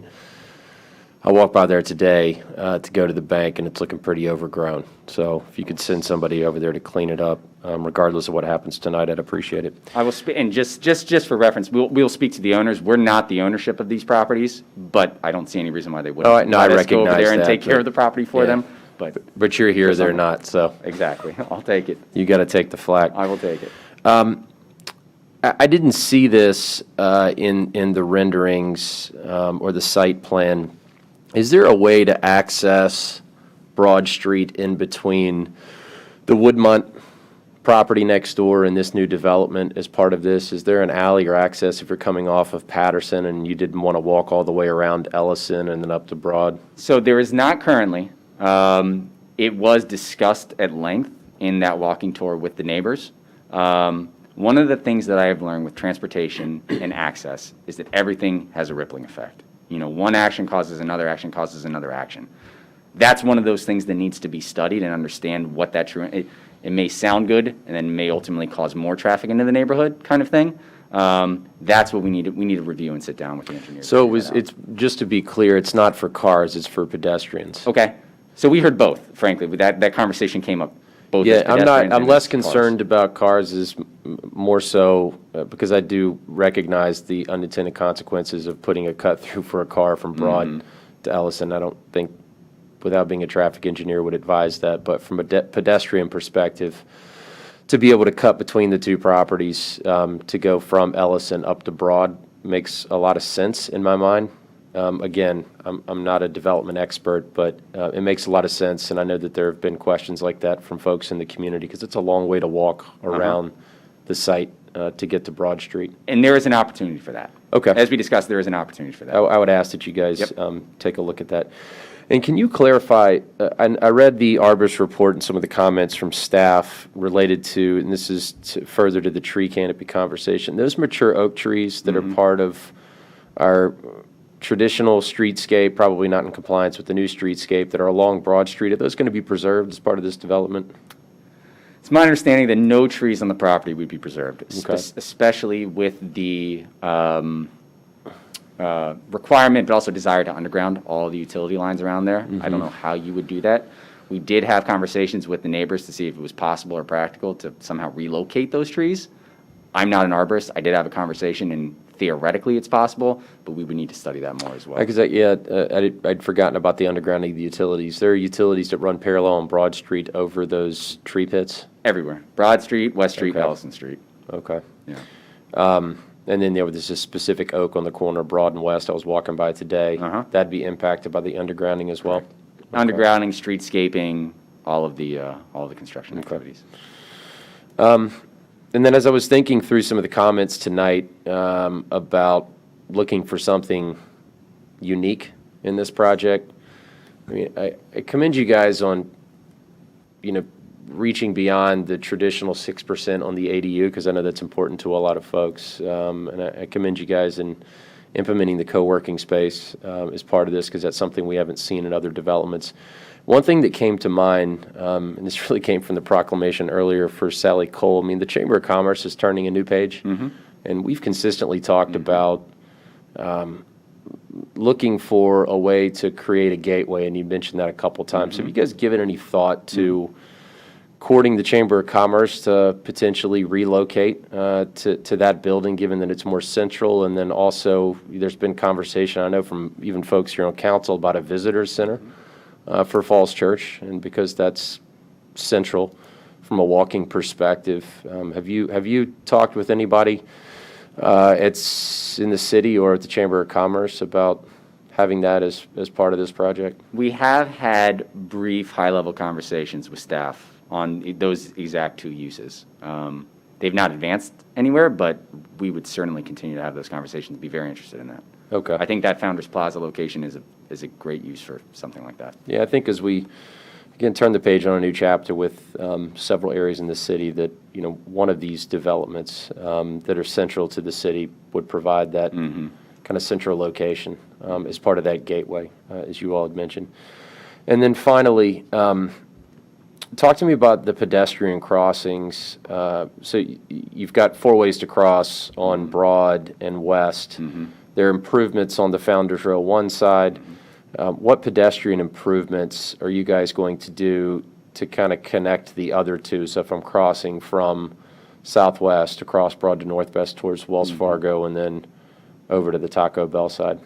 So I believe right now the only crosswalk improvement contextualized is the one at Ellison and West Street. So the east-west connection at Ellison and West Street. Okay. The Broad and West crosswalks have not been conceptualized, but we also haven't really begun the site plan in earnest. So it's a little preliminary to say exactly what we're going to do with those crosswalks. I can assure you, just like the signals and transportation and the sidewalks, all of that will be studied. So here's a request that I would have. I mean, whether it's not only aesthetic, but again, I walk that intersection quite often to go to the bank and the post office and all the other things that I do as my age advances during the day to keep my mind busy. Just kidding. Councilman Hardy gives me a hard time because I'm always walking up and down the street like I'm lost. I would ask that you guys look at improving that full intersection. I know you don't own all 4 corners of that intersection, but it doesn't make a whole lot of sense to me for us to have, at least aesthetically, but also it's, to use a technical term in traffic engineering, it's kind of a janky intersection to walk across. And so creating consistency around all 4 corners, both in look and feel and safety, I think is important. So I would ask that you guys consider that as part of your further review. I mean, I will say, generally speaking, I mean, if this was up for a formal approval tonight, I'm not sure I would approve it because I think that there's a long way to go. But I would like to see this go in front of boards and commissions because I do recognize you all have made a number of changes, but I do think that there's a long way to go on quite a bit of this. And I think that more input from the community and those boards and commissions are important. But again, over the 6-month period, I mean, as you know and others have seen coming through this process, development deals can be killed because they weren't flexible enough in considering community input. So again, I'm in support of moving this to boards and commissions, but I still think that there are a lot of things that need to be taken into consideration, specifically environmental and traffic, I would say, more than anything. So thank you guys for the work that you've done to this point and for staff. And those are all the comments and questions that I have as of right now. Thank you. All right, thank you. Other questions or comments? Mr. Snyder? Sure. Question for the developer. What's the percentage of commercial versus residential square footage in what you're proposing tonight? So if you include the co-working space, which we would advocate doing so, 8.5% of the total GFA, so not as a comparison to residential, but 8.5% of the total GFA is commercial. 8.5%? I believe it's about 8.5%. 8.5%? I believe so, correct. So let me ask if I can I interrupt Yes. for a second? Sure. So your co-working space, it sounds like that's predominantly a building amenity that's might be open to the public, is that right, for a fee? It would be open to the public, correct, for a fee. But it's essentially, I mean, you do this in your other buildings as well, so that the modern era, basically people want to have business services they can use within the building? Correct. We've never opened it up to the public before. Got We it, but would hear. the rest of it is sort of what you would traditionally do in new buildings, is Correct. essentially have business center, places where people can do commerce, business for themselves within your building, is that right? Not to this size, though. Got But it. correct. As a use, like Founders Row Phase 1 has a center. Yeah. Granted, this was pre-COVID, it's about 1,000 square feet. Yeah. So it's significantly larger. But this is evolving trend basically in multifamily residential, where these are things that are building amenities, in essence, that you're talking about opening up to the general public, is that right? Correct. It's not going to be operated by a third party. You It know, may for be. example, It like may be. WeWork is not going to take over the space. You're not proffering that, right? You're not agreeing for that. It's We're not basically proffering that it's essentially right at this moment, a building amenity that could be open or will be open to the public for a fee under certain terms. Correct. It's a space that the public could use as well. Okay. Yeah, and so even if you included that fully, you're at 8.5% commercial. Correct. Right. And that, I think, compares up to the lowest percentage of commercial in any mixed-use project that we've ever approved, as far as I know. All right, so let me move forward on a couple thoughts here. If I thought that moving this forward was actually going to achieve results, I'd probably vote for that, but I'm not convinced it will. And in fact, I'm convinced that if we delay at this point, lay the marker down, we'll get more. And frankly, a lot of these issues are not delegable to boards and commissions. The fundamental structure, in terms of the occupancies, the fundamental return, the fundamental issues, all need to be decided by this council. They're not delegable. And the reality is that there are fundamental flaws with this project right now. And in fact, the city staff has, I think, summarized them.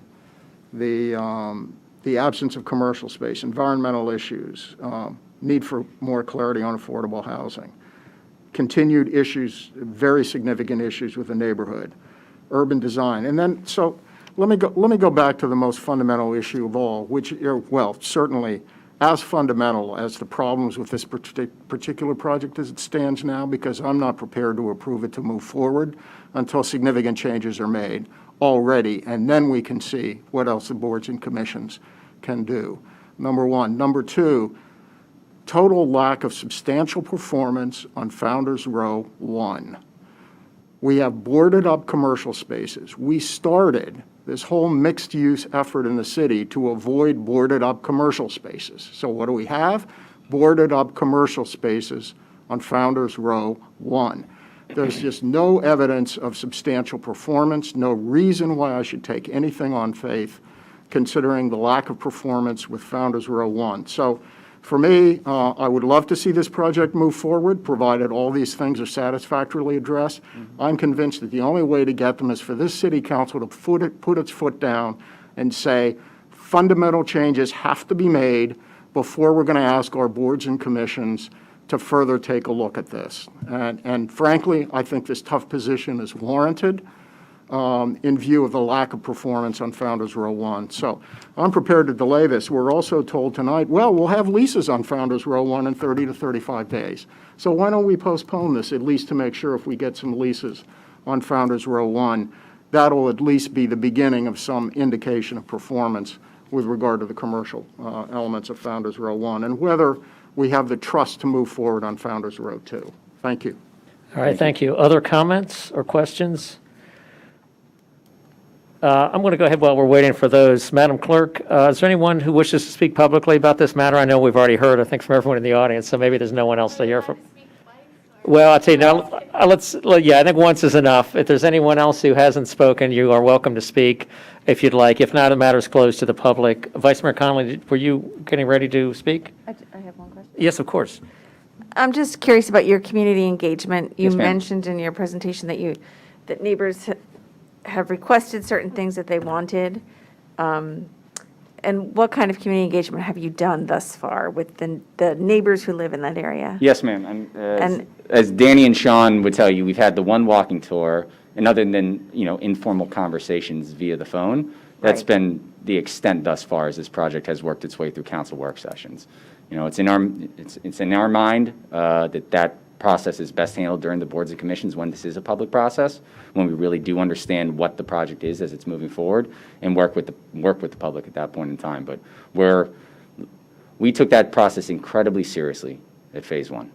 As we work through the boards and commissions, as we work through the amendments to the special exception, was to work with those neighbors. We would certainly intend on doing the same with this one as well. And that was my next question, is what do you intend to do going forward with neighbors? Because you have done a good job in connecting with the neighbors on the other side of I think there would be a formal, if not even informal.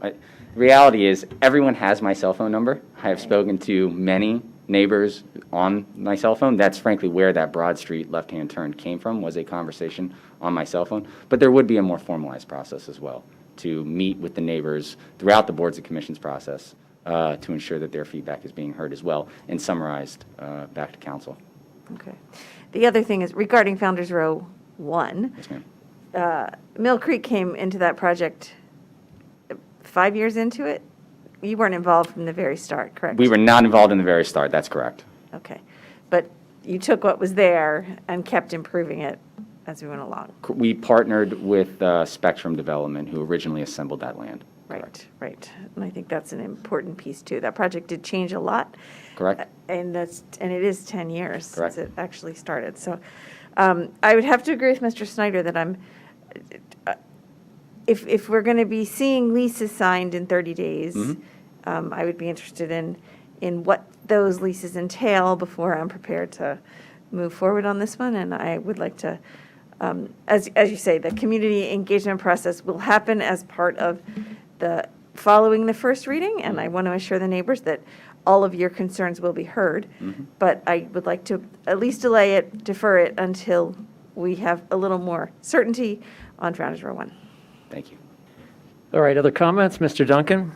Thank you. Thank you for my colleagues' constructive suggestions and questions. I know everybody's trying to do the best we can for this site, and I hope that we'll be able to keep up our pace of work on that. I wanted to, since the last time we got together to talk about this, the new information, as far as I can tell, is the updated chart that you referred to, the per unit value of VCs across the various mixed-use projects.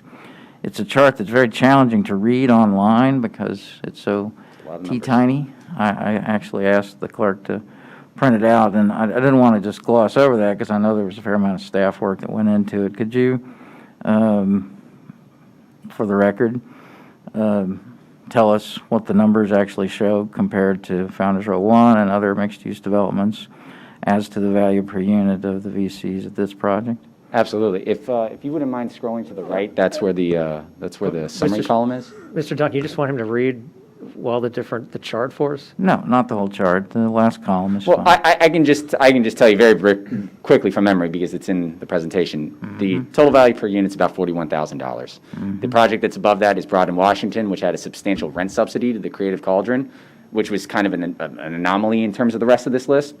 It's a, 50% increase over Phase 1. So it's above everything but the Broad in Washington project today. Okay, thank you for that summation. You talked about the retail plan for the building, which is not completely new information, but it's the first time you've sort of sketched it out. Understand that, it's vaporware, or whatever the word is, for aspirational. Right. But since there's been a good bit of focus on, what good is this building going to do us, could you describe how you, Mill Creek, see this building relating to the building across the street when ideally they're both fitted out and functioning? I mean, you talk about neighborhood serving retail in this building. Across the street, Founders Row 1, is it a different kind of play? I would classify Phase 1 as lifestyle entertainment retail. That is how we program that, very heavy on full-service restaurants. Obviously, the movie theater being the focal point for that. This is more of a daily, it's your date night. It's your nice night out. It's your, whether it's a weekday or a weekend night out as a family or away from the kids. This is more of your daily, more neighborhood serving retail is the way I see this. The reality is in today's retail world, there are restaurants And then there's a very small percentage of everyone else, brick and mortar. Food and beverage dominates the industry right now. So that's why I do believe that this would be food and beverage heavy. But it is also an industry that is evolving incredibly quickly. It's evolved tremendously over the last year, and it will continue to do so over the next 3 or 4 years when this project, if it were to be approved, ultimately would be delivered 3 or 4 years from now. So the short answer is that's entertainment focused across the street. This is more neighborhood serving focused. Okay, thank you. As it relates to transportation, I thought it was great. Zach said we got some tricks in our basket we can pull out and work some magic. You know, those of us who've lived at this, in this part of the city for quite a while have, you know, many times hoped that we could get improvements in the existing conditions, whether it's signal timing or, and the answer has always been, you know, it's complicated. It requires a kind of, you know, from the bottom up looking at it, it requires an investment in equipment and so forth. You know, my hope is that longstanding transportation problems in this area will finally be able to be addressed because of the combination of Mill Creek being involved in at least 2 of the 4 corners. My hope is that we could, in fact, put this into the hands of boards and commissions, particularly the Transportation Committee, which, you know, dives deeply into all this and get back some answers to questions that you know, of course I hear from my neighbors. You know, driveway pulls out right into West Street, and this is certainly going to affect me and all my neighbors. And so we want, where we can get it, solutions to some of the problems that have bedeviled us for quite a long time. So I'm glad to hear that, you know, that would be part of the work that would go forward. Finally, the affordable housing component, I don't want to, you know, skip over that. The thing about affordable housing is the constituency for that VC isn't by definition here. You know, there are people who cannot afford to live in the city now. And although there are advocates for affordable housing who are quite vocal, you know, that's a little bit different from people who are living in the neighborhood. I mean, one of the landmark characteristics of this building is the size of the commitment to affordable housing, which is a value that we all share. And the fact of the matter is, we've got to put it somewhere. And a building like this is an opportunity to do that from the get-go. So I'm pleased that that's part. Also, finally, I had one other point I wanted to make. Another yardstick we measure by is, you know, what does it replace? As I understand it, this is a defunct Rite Aid, so there's nobody who's interested in running a Rite Aid or any drugstore like it. The carpet store owners are willing participants in this deal, right? Is that a fact? Correct. Yes. I mean, it seems unremarkable, but, you know, as you look back at the minutes over our meetings from most of the projects that we've considered, you know, we spent a lot of time worrying about Clarendon's and Anthony's Restaurant, and, you know, this is a rare opportunity to, you know, take 2 parcels, consolidate them, and not displace a business that wants to stay in the place. Correct. So that's a strong plus. Correct. Okay, I think I'll stop right there, and thank you for your Thank you. additions to the information packet, and turn it over to my colleague. Thank you. All right, thank you, Mr. Duncan. Ms. Hiscott? Thank you, and thanks for several of the updates in this presentation over the past week, in particular, you know, in representing a lot of the work that's been done in the Environmental Sustainability Committee. The change in the EVs, augmenting the LEED Gold with a 20% baseline improvement. Those are, you know, critical secondary considerations from our perspective in the environmental side. I like seeing that. There's certainly room for additional work to be done there, as we discussed on tree canopy and green space, et cetera. But that improvement is going in a positive direction. Like my colleague, Mr. Duncan, mentioned, ADUs are very important to be, you know, to increase the level of those in the city, and we don't have constituents who are able to to voice a lot of that. So there are people here on behalf of the affordable housing tonight who've written into affordable housing. We've also talked about changing the way we do affordable housing earlier this evening, and I see those dovetailing perhaps the next couple of years as we continue to try to diversify our population to be able to draw into other types of living that may not be available to those not able to afford single-family homes, which certainly would, we heard a really great speaker earlier this evening talking about their move to Falls Church City and how much they've liked by being here. I think this is an opportunity for us to provide housing of a different type than those single-family homes. I also like the ideas, going back to creative comments from the neighbors about providing something creative or interesting there, whether that's the Chamber of Commerce or I've definitely been part of many decades of discussions on a visitor center, 20-plus years of discussion about that. And given some of the national awakening in the past couple of years, I think it'd be a great place to add some history and some context to Falls Church City, what we've done well, what we may not have done well, identifying that. And I think there's an opportunity there to make that a destination, something interesting, a place to be, draw people into that part of the city in a really positive way. Just look at my notes here. I definitely don't want to gloss over the very specific things that the staff has requested. I think that addresses a lot of the concerns that neighbors have shared as well. There are 5 of them delineated pretty clearly. And the expectation is, if referred to boards and commissions, that you'll continue to work on those, and that boards and commissions, in my experience, specifically with environmental folks, is they're bringing in expertise and serving on a board and commission because they know much more about those areas than us up here may know. And I think they're very valuable to the process of improving this. So I don't want to gloss over that. There's definitely room for improvement, and I'd like to see it referred to boards and commissions. I'd like to see what they come back with, and I'd also like the neighbors and the rest of us who have stakes in what this looks like and what it brings to our city to be able to make important contributions here as well. And lastly, and as importantly as as my colleague Mr. Snyder's discussed about having data and seeing success stories at Founders Row 1, in my opinion, that this won't get approved in the spring of 2022 without demonstrable success at Founders Row 1 that we can see. So I think those are all of my comments for the moment. Thank you. Thank you. Ms. Hardy? Thank you. I realized in my notes I had one other question/request for you, Mr. Muffler. Could we go back to the merchandising plan slide, please? Perfect. So are you committing to the 50% of your ground floor commercial to be food use? Correct.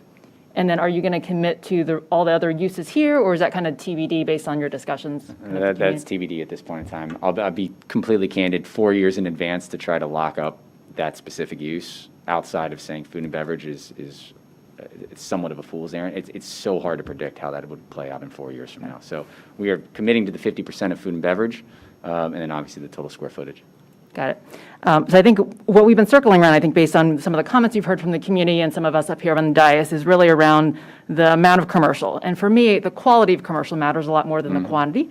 And so I think as you look to fill this out, that will personally be important to me. I mean, I think the last all-commercial thing we did in the city is probably the Hilton Garden Inn. Frankly, that's just not where the market builds. And where I'm personally in is I think we have a fundamental kind of policy issue, which is whether we want more people to live here. And I think I'm in a position where I don't want residential to be a bad word. I think the whole region has a constrained housing supply, and I want to welcome people in Falls Church. We all want that cool retail. The cool retail needs the feet on the ground. We don't want people driving outside of Falls Church to come here because we get those traffic congestion issues that nobody wants. And so I want more feet on the ground to support and patronize our business. So I don't want residential to be a bad word. I am okay with the 200 plus housing units here, and that's not a concern for me. That said, the quality of the commercial that you are offering will be important. And I think as other council members have said, how we see progress at Founders Row 1 will obviously condition whether this makes it to a second reading. Absolutely. I am prepared to kind of support this tonight. Clearly, it's not perfect. I think it needs more work at kind of the board and commission phase. But if nothing else, between I think the fact that I want to welcome people to Falls Church, and I think the affordable housing I don't want to gloss over. I think when I did the math, 34 affordable housing units is nearly as much as we're getting at West Falls Church, which in fact is 5 times the acreage at almost 10 acres. And so I think it is remarkable that we are getting 34 units that are permanently affordable and a bunch of other VCs that are comparable to what we're seeing in other developments. So I am prepared to support this tonight with the condition that obviously we want to see progress on all these areas that we've outlined for you. Absolutely. Great. Thank you. All right, other comments? Any more comments from council? If not, I've got a few. One, my first concern is weak to very small amount of commercial. 6% is what we heard with the addition of essentially, which is a building amenity. Right, your building amenity is open to the public, takes it up to 8.5, which again is probably the lowest of any special exception that I can recall participating with. I mean, to have businesses here, we need to have business in our business districts. These are we have a limited amount of commercial space. It's on Route 7 and it's on Route 29. If you gobble it all up and you don't have any commercial activity on those spaces, then you don't have a business anymore. Everyone drives to Arlington or someplace else to do business. If you want to have a vital, exciting community, you need to have ground floor businesses and ground floor retail. If you look at the retail plan that's on the screen right now, the majority of the space is gray for surface parking. And I get it. Surface parking is cheaper to do than putting it a floor down. But the reality is this ground floor doesn't have that much retail because it's filled up with parking. So I would just strongly encourage you, if you can come up with a way to increase the amount of retail or other commercial activity on the ground floor. Personally, I don't consider a building amenity that's open to the public as, quote, commercial space. But putting that aside, I just think there's plenty of room for improvement here in this ground floor, and I would urge you to make use of this valuable first floor space for business and commerce. When we lower the bar, it's not going to come back up. It's taken a long time to, get away from having nail salons and yogurt shops as the primary businesses on our ground floor to having Whole Foods, to having hopefully movie theaters, to having office space in the 10-acre, to having a hotel on the 10-acre site, to having a really strong retail component. And to me, we're backsliding when you have 6% of your building as commercial. We need a balanced tax base, and I don't think residential is a bad word, but neither is business and neither is commercial uses. And we've got to make sure we have a continued balanced tax base and start working more towards a 50-50 balance between residential and business. I'd also take issue with the quality of the commercial. Food use is fine, but this notion of convenience stores, service retail, we're going to backfill the Whole Foods and every place else with the dry cleaners. You're not going to have to seek those out. They'll come. And so I would urge you to try to increase the quality of the retail that you're providing.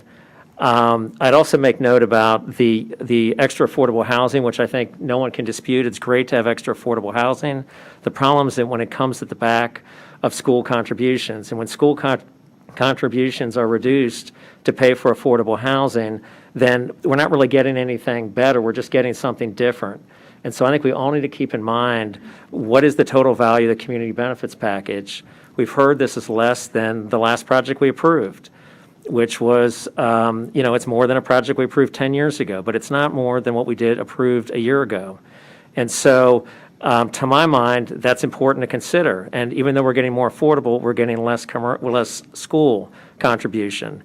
And so to my mind, if you want to hang your hat on affordable housing, you need to go above and beyond what our typical total package of contribution is to do that, at least from my mind.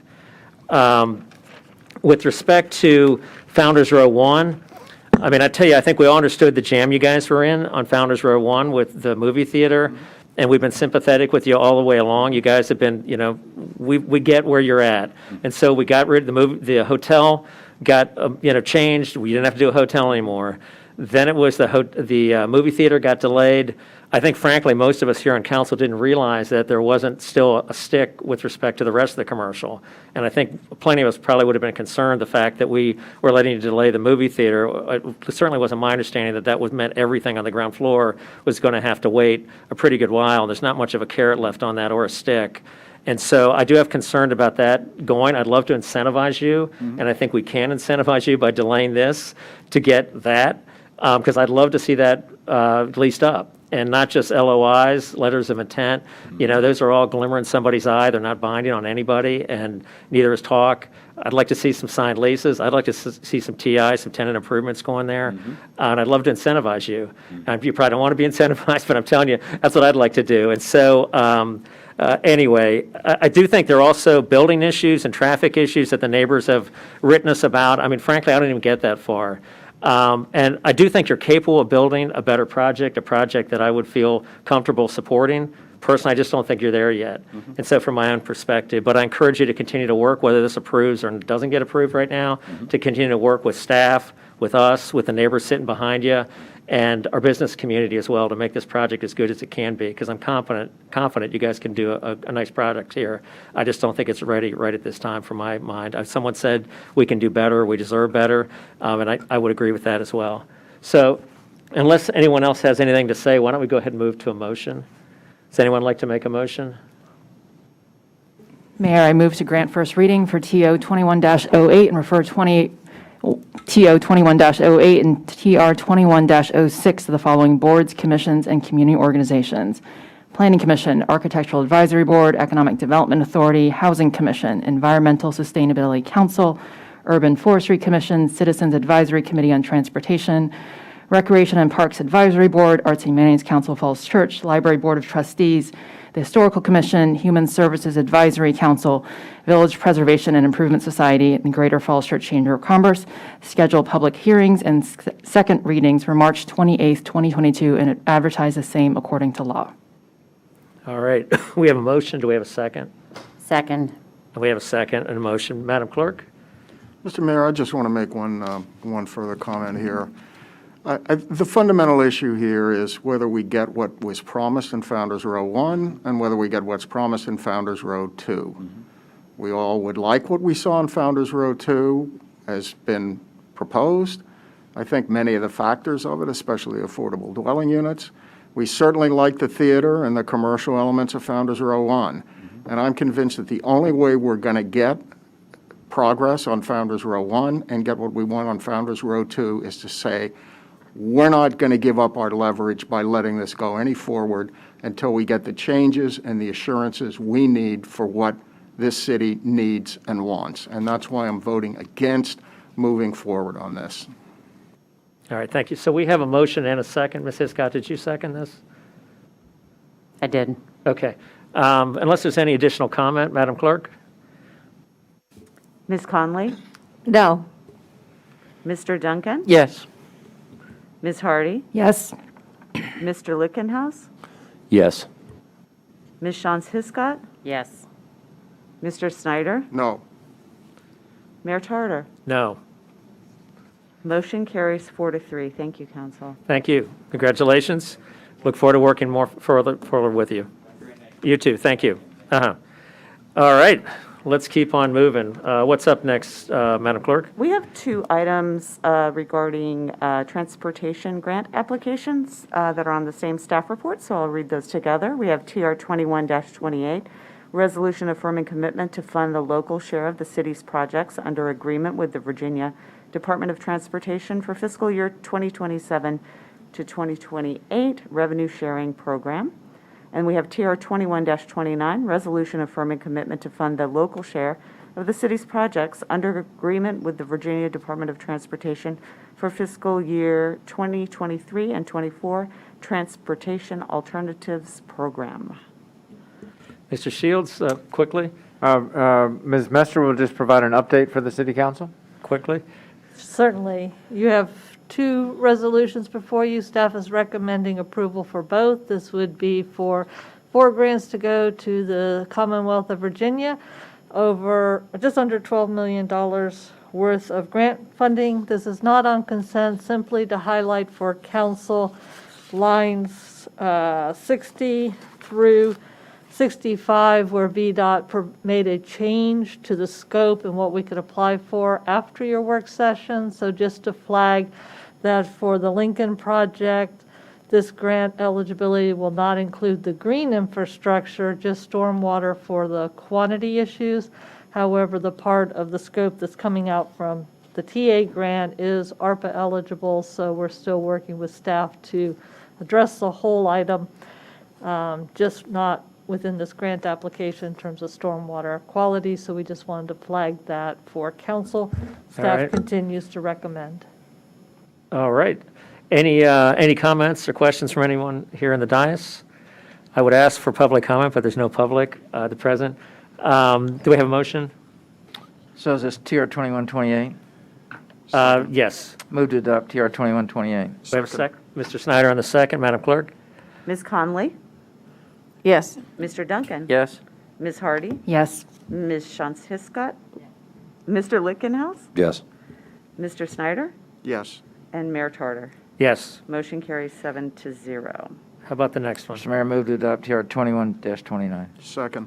Mr. Snyder on the second. Madam Clerk? Ms. Conley, Yes. Mr. Duncan. Yes? Ms. Hardy, Yes. Mr. Lickenhouse, Yes. Ms. Shantz Hiscott, Yes.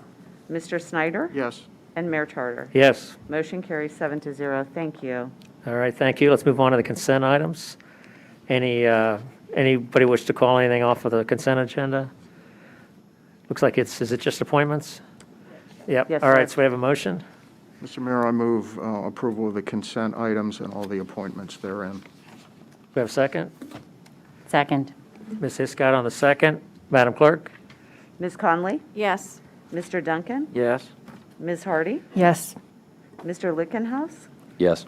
Ms. Shantz Hiscott, Yes. Mr. Snyder, Yes.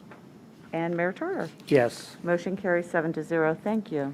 All right, thank you. Would anyone like to take a break? I mean, okay, so we're going to take a Yes. 5-minute recess, and we'll reconvene at approximately 9:50. So those of you on watching on TV, will be back in about 5 minutes. Thank you.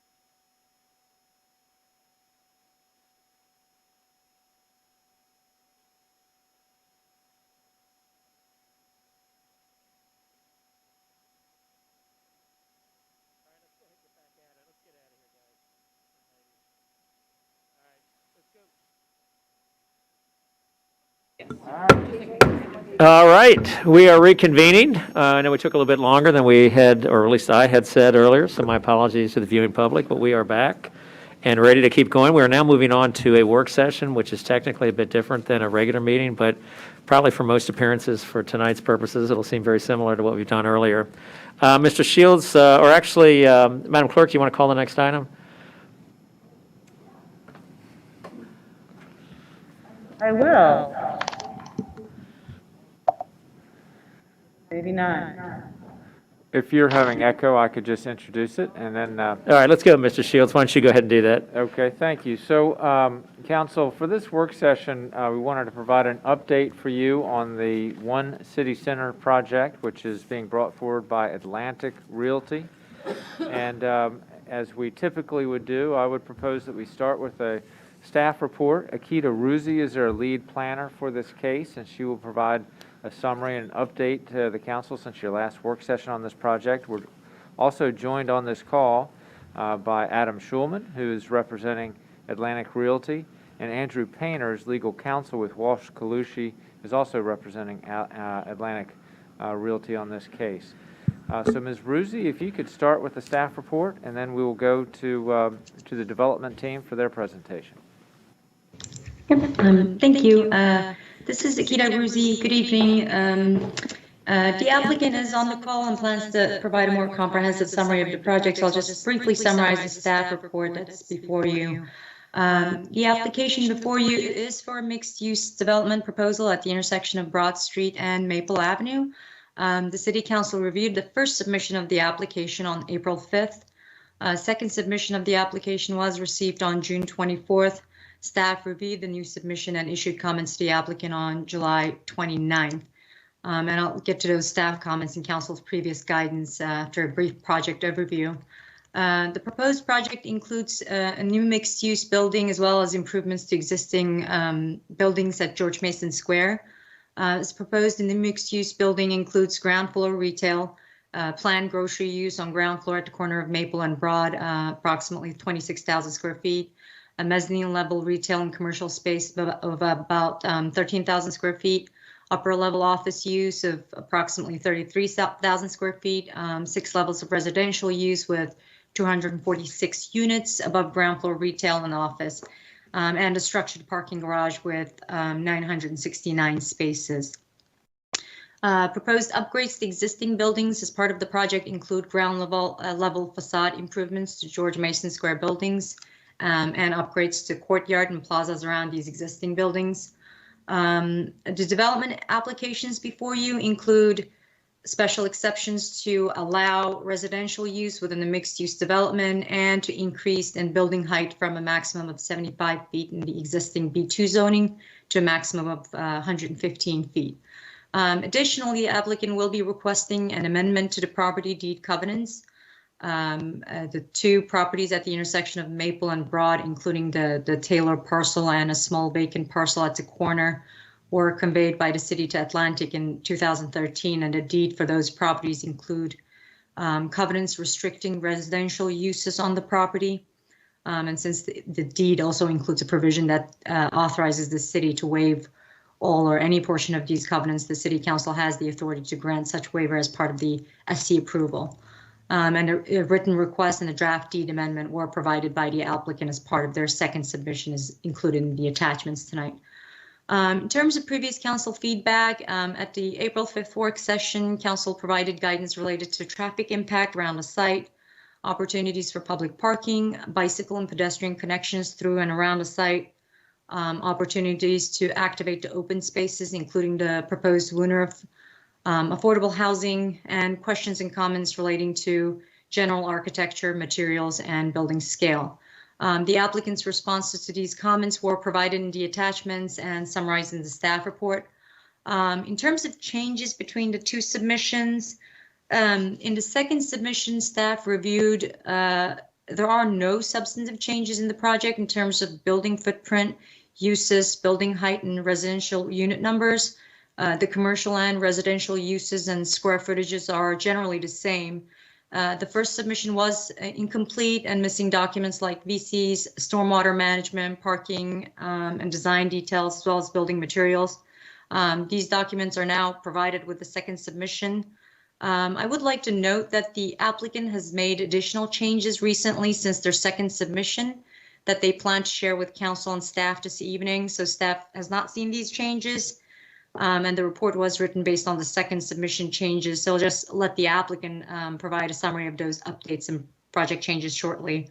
But the current submission changes are provided on page 4 of the report.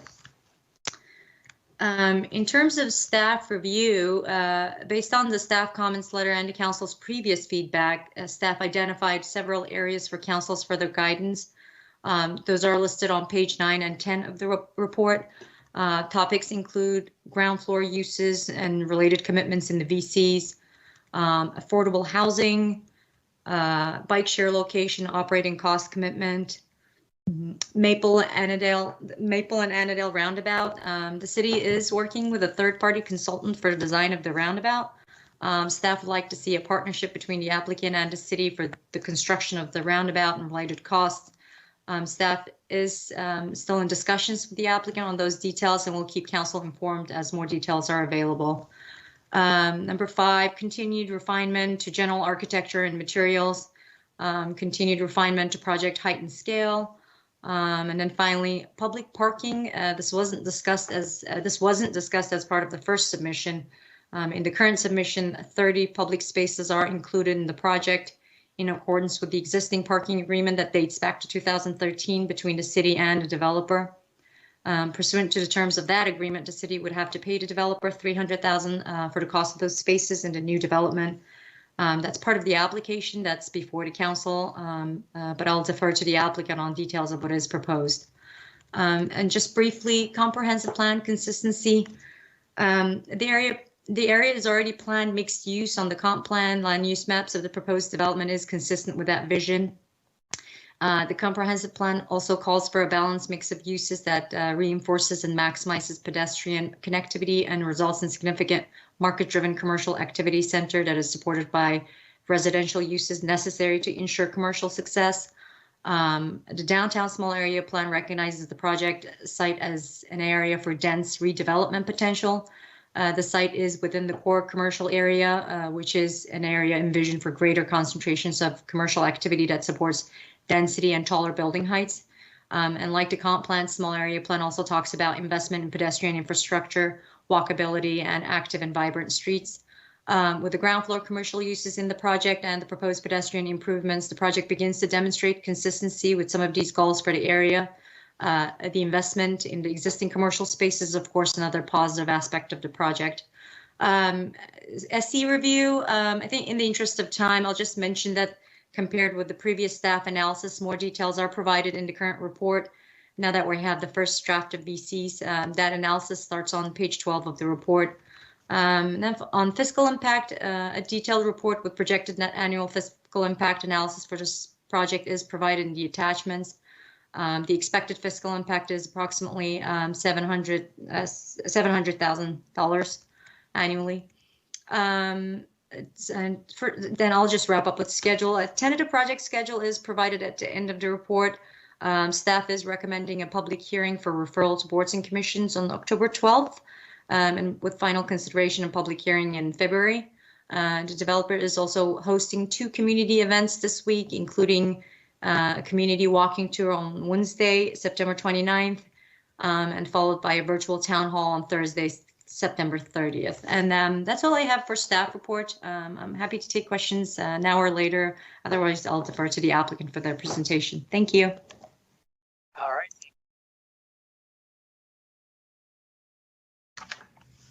Thank you, Mr. Mayor and council members. Good evening. My name is Andrew Painter. I'm a zoning attorney at the law firm of Walsh Colucci, speaking tonight on behalf of Atlantic Realty Companies. As Ms. Ruzzi mentioned, Adam Schulman is here along with our entire project team. And Ms. Messner, if we can go to the next slide, please. I know that we all know where the site is, and it's been several months since I think we've looked at this. We have updates to this presentation that we gave back in April, but I don't want to, the night is long, and I kind of, I know we all want to sort of move on. But this is our project team. If we can go to the next slide. Adam, I don't know if you are available. If you can just say a couple words real quick, if you're online. I will, and I'll be very brief, especially given the hour on hand. It is a pleasure to be back in front of council again, and Ms. Ruzzi specifically, but all of staff that we have worked with to get even to this point.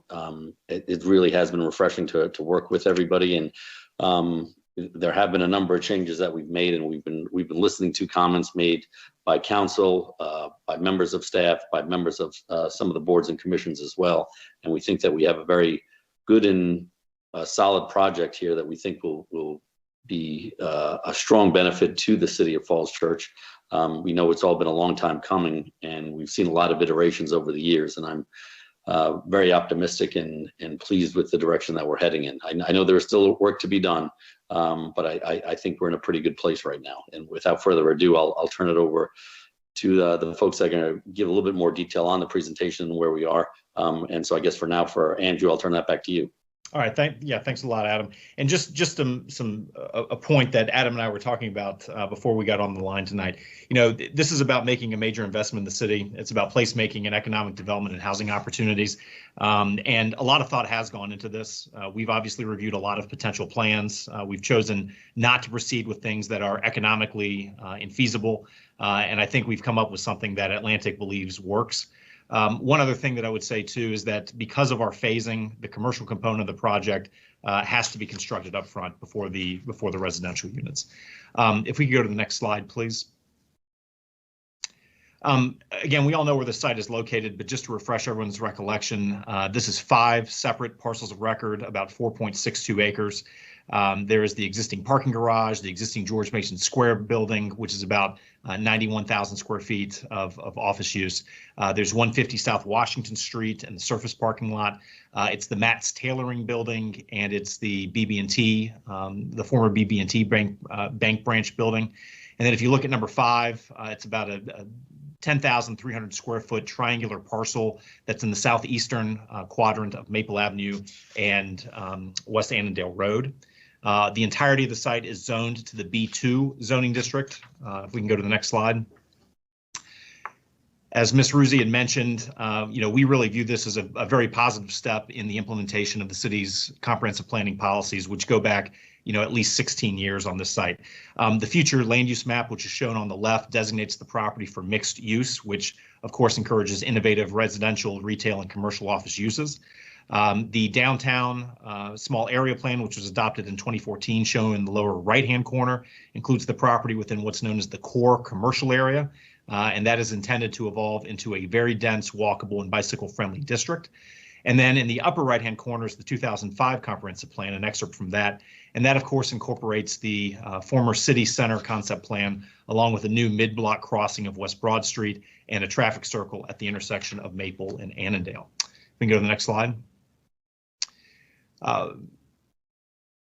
Talking about the specific requests, just to reiterate those, it's a special exception for mixed-use redevelopment. It's a special exception for an increase in building height from 75 feet, which is the maximum permitted as a matter of right in the B2 zoning district, to a maximum of 115 feet. And then it's an amendment to the special warranty deed as it relates to the corner parcel and the Matt's Tailoring parcel. We can go to the next slide. We had talked about this last time, the 5 key design drivers. The first one, obviously, to view the site holistically and as a key component of downtown Falls Church. Again, this is an area that has long been planned to evolve into a downtown vibrant hub. It has waited a long time for the right mix of uses to help realize the downtown Falls Church small area plan. The second design driver that we've been working through is to celebrate the site's visibility with a strong outward face on all street frontages. This is an entire city block within the core downtown area. It is surrounded by streets, in some cases wide streets on all sides. It has a lot of visibility, but it also has a lot of design opportunity and a lot of design responsibility, and I think that we've treated it as such.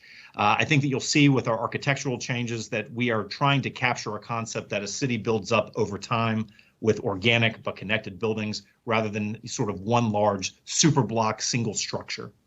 The third design driver was to enhance pedestrian connectivity in line with the 2017 Streetscape Master Plan, sidewalks on all frontages, bus connections. We want to help deliver that. The fourth design driver was to attract non-residential foot traffic at a time when retail and office asset classes are suffering. I think that Atlantic has given a lot of thought about net new commercial that works here and that is actually leasable and achievable, so you don't see dark spaces sitting on the city's primary commercial corridor. And the last but not least design driver is thinking about the right type of residential. And again, that's residential that addresses the continuum housing opportunities in Falls Church and helps ensure economic success and viability of the commercial downtown as a whole. We can go to the next slide. So, there's two slides here. I just wanted to sort of highlight this. There's this green, there's this one and there's the next one, but the proposed redevelopment really has four aspects. First is to reposition the George Mason Square Plaza, which we'll talk about in a second. The second is to maintain 150 South Washington Street. And then third is to tear down the existing garage, the Matt's Tailoring Building, and the BB&T Bank Branch Building, and replace it with a new mixed-use building and a more modern, efficient floor plate parking garage. And then the last bullet point here is the dedication to the city and improvements associated with a new 10,300 square foot park that we are calling City Center Park, which I think will be very important as this area of the city redevelops. If it's the Quinn's Auction Gallery buildings, if it's the bowling alley site, if it's the parking lot next to the Harris Teeter behind the Burke and Herbert Bank branch. This is envisioned to be a high-density area. It's going to need green space and the lungs of the community, if you will. If we can go to the next slide. This is a visual depiction of the three main areas, three main things. Again, you can see George Mason Square, 150 South Washington Street in purple, the new mixed-use building, and open space. I will tell you that getting the entrances for the parking garage, the loading, and how the loading will work for all the retailers on this sort of L-shaped building has been a challenge. But my hat's off to the architect who can walk you through how they've accomplished that.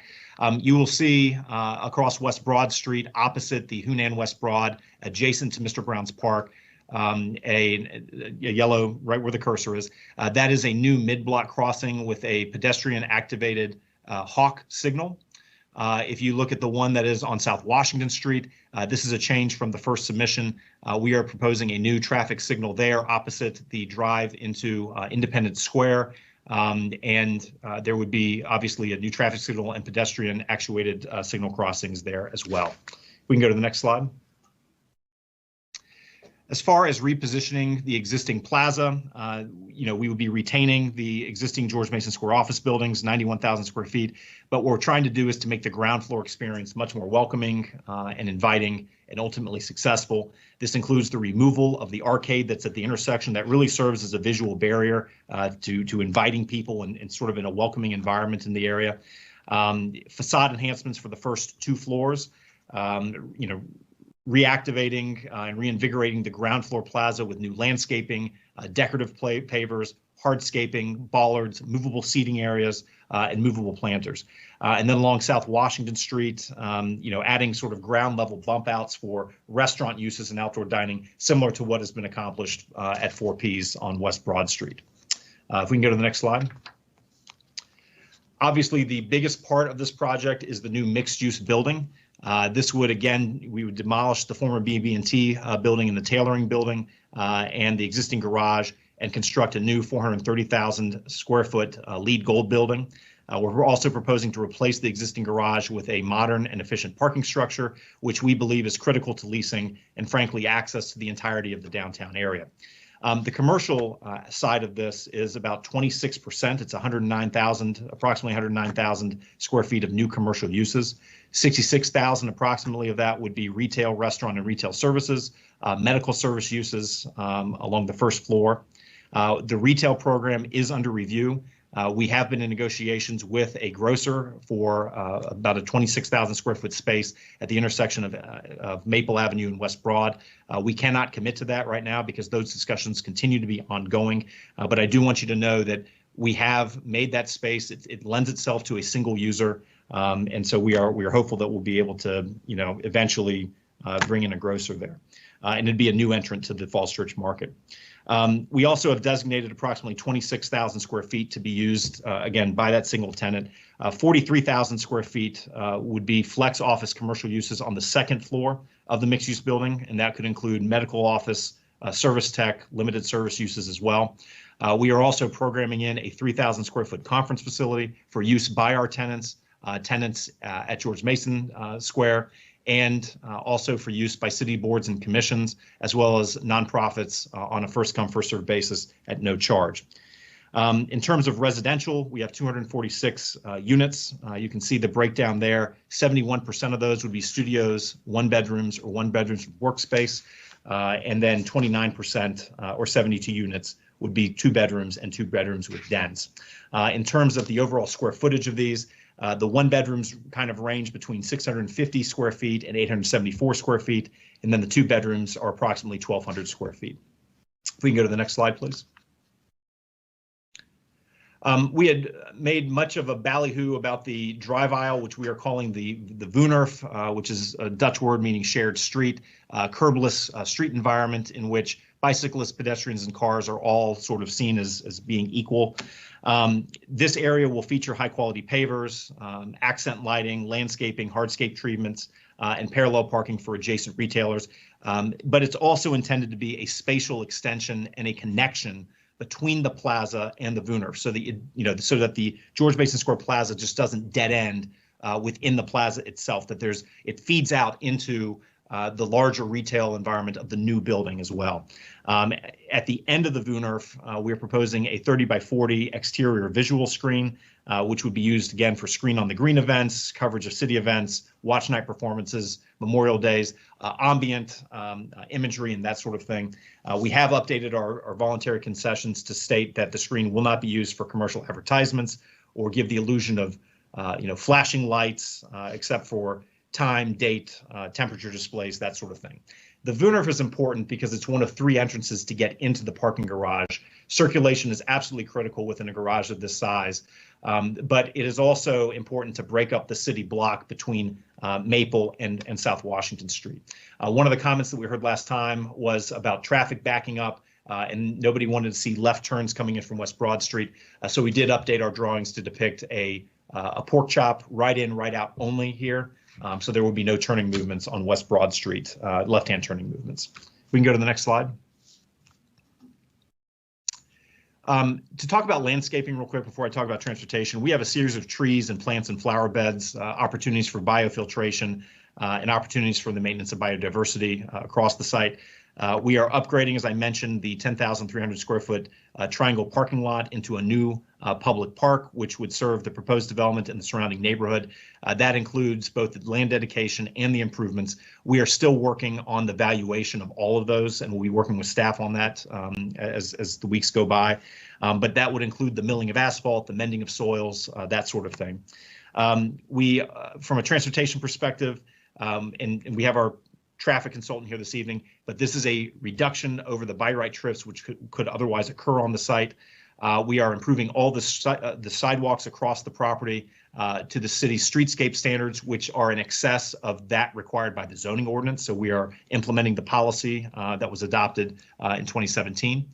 We are proposing a new covered bus shelter along West Broad Street, and we are making room or space for the expansion of the shelter should ridership conditions warrant.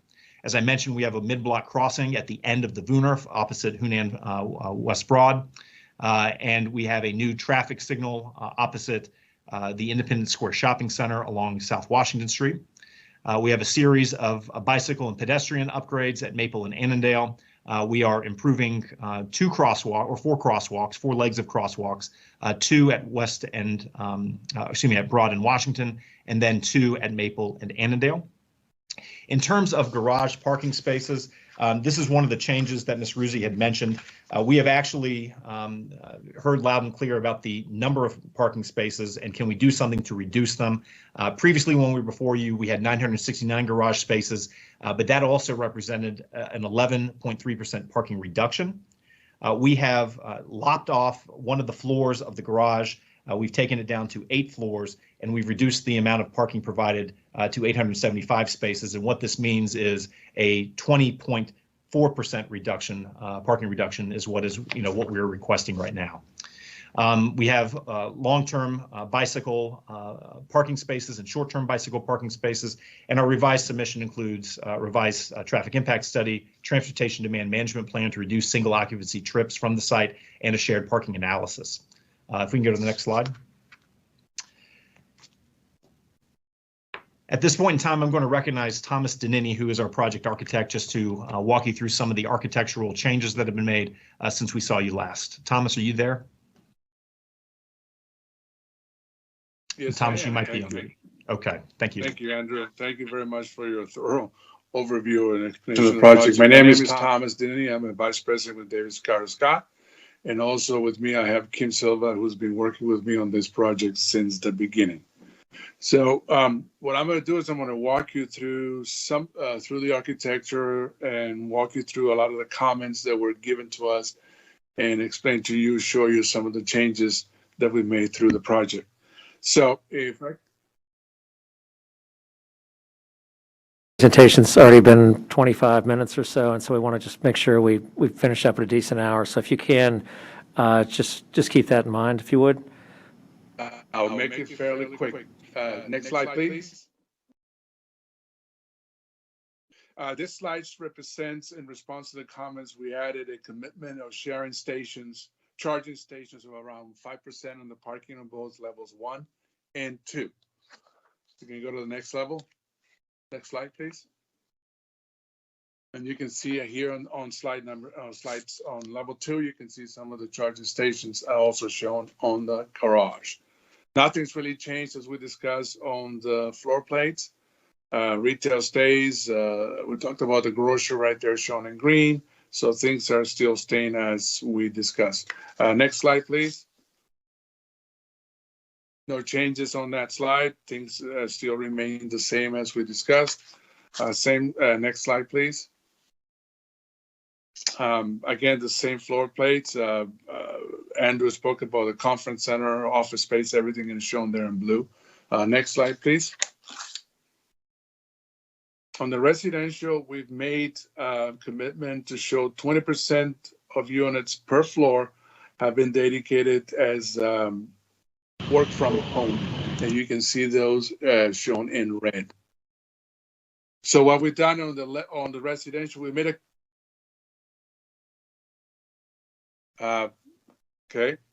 we have a commitment that we've made now on the residential.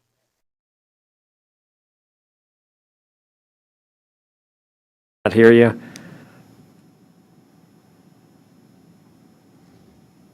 Can you hear me? Not sufficiently to understand you. Interesting. I have you volume and everything, so my apologies. I'm having technical difficulties. Can you? Yeah, I don't think we on council can hear. Is the volume up full on council? So we've got the volume on full here at City. For you, we know that you're speaking, but just can't. At least I can't, and I don't think my colleagues can. Mayor Tarter, this is Andrew. Yes. Can you hear me by chance?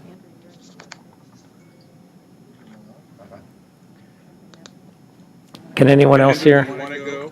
Okay, so unfortunately we can't hear you. Andrew, can you speak? Let's see if we can hear you. Yeah. Can you hear me, Mayor Tarter? No. By chance? Okay. I'm going to try to dial in.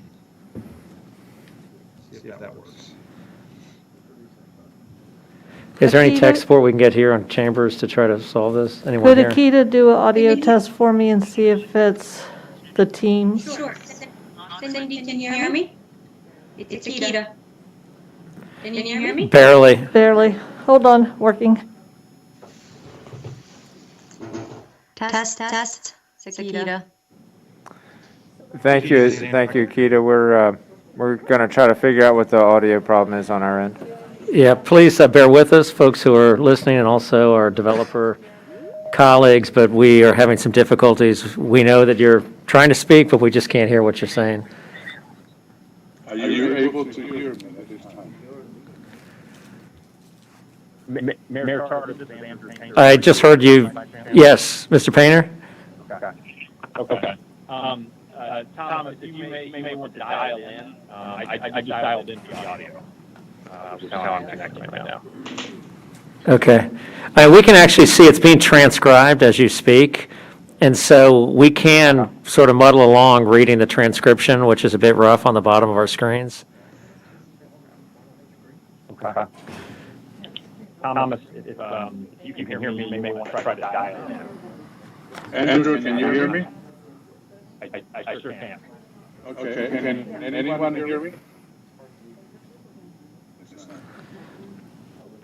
Andrew, why don't you go start and I'll see if I can. Yeah. Go ahead, Andrew. Your permission, I'll just finish out the presentation.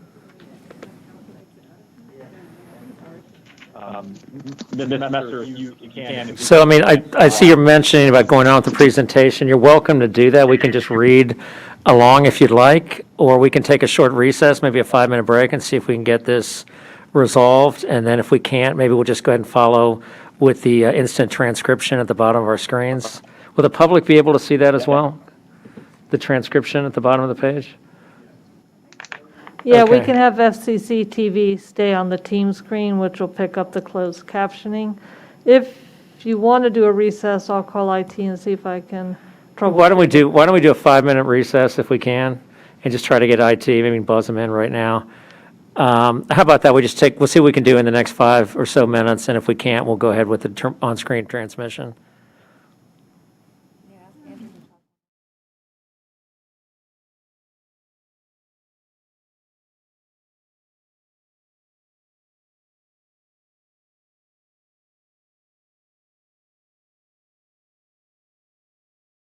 Tops can actually hear, but the rest of us, for some reason, cannot. So it may be a problem here in chambers. Okay. Well, I'm happy to stand by. All right, why don't you stand by? Let's give it 5 or thereabouts, and we'll see if we can get this resolved. If not, we'll go forward with the transcription at the bottom of the screen. Very good.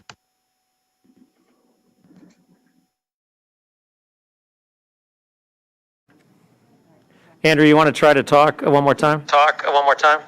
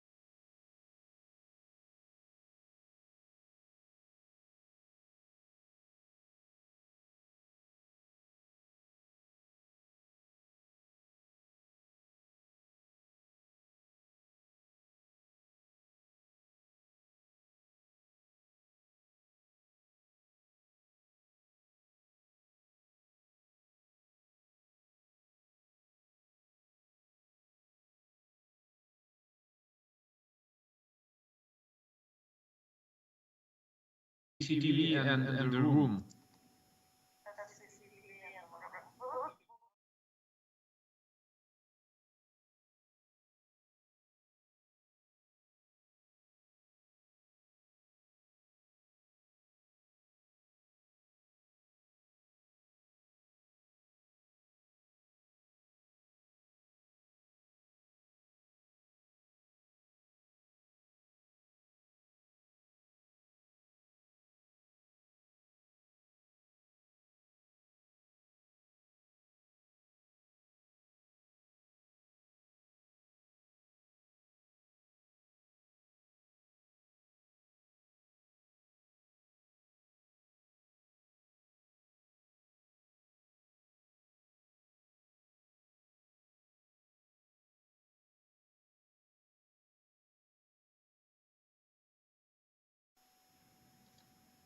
This is Andrew. I'm trying, doing a test again if Celeste, you can hear me. And I can hear Andrew too. Yeah, Andrew, you're loud and clear to me. Yeah. This is.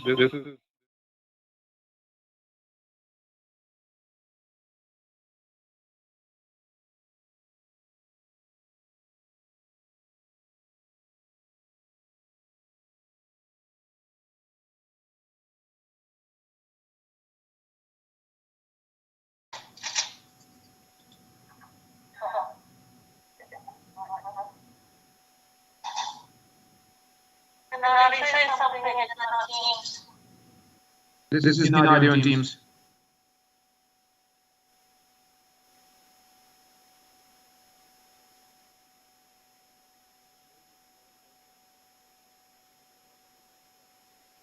Could you hear me?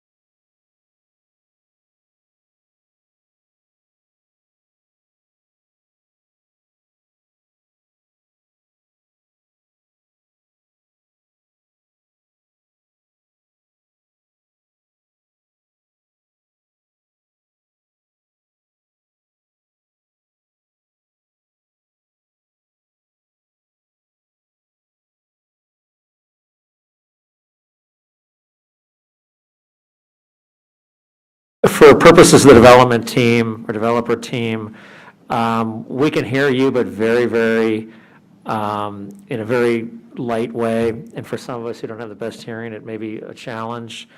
There is a transcription that happens simultaneously, which is a bit inaccurate, but it's not too bad. I guess what I could say to the developer team, that we can either go forth with that, in other words, that we may not hear you very well or even at all, but we'll see the transcription, and we'd ask that you maybe do an expedited version of the rest of your presentation, or we can do this on another day, finish up and just make it another day. I'll leave that to you all. Do you have an opinion as to what you'd like to do?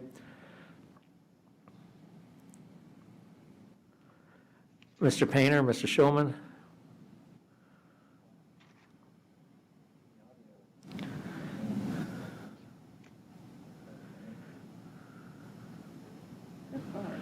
We can't hear you at all, at least I can't.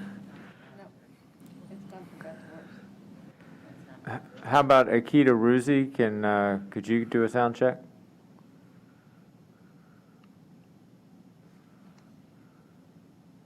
So Andrew Painter's mic is showing that he's speaking, but The dot is moving, but that's unfortunately not enough to communicate much to us. So, Mr. Painter, it looks like you were attempting to speak, or probably were speaking, we just can't hear you. Mr. Schulman as well. So, Andrew, we see you at the bottom of the screen through the transcription. Looks like you just said the word "and."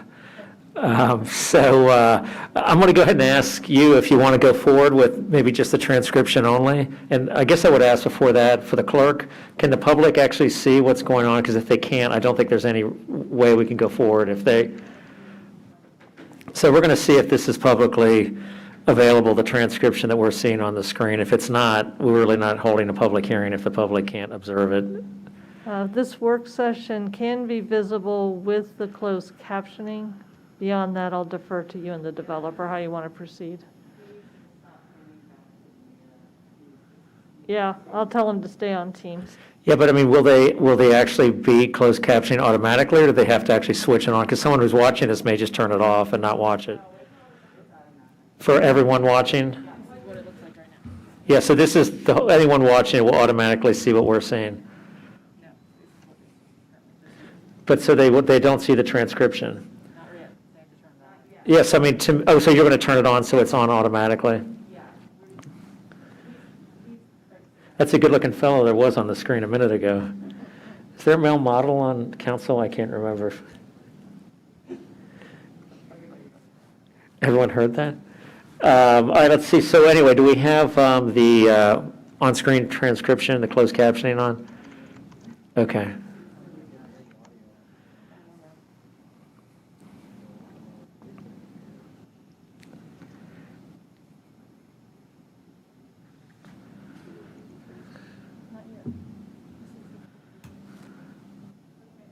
Closed captioning on? All right, so I'm going to ask you, Mr. Painter, if you'd like to go forward with closed captioning, which is really how we're going to be able to hear you is just by the transcription at the bottom of the screen, or whether you'd rather do this another day, because it looks like after spending about 15 minutes on this, we're not getting this issue resolved right now.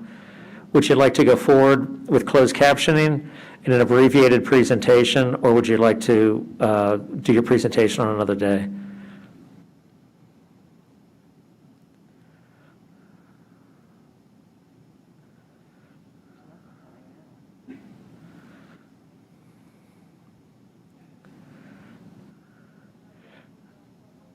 What's that? I have an email from Mr. Painter. What is he telling us?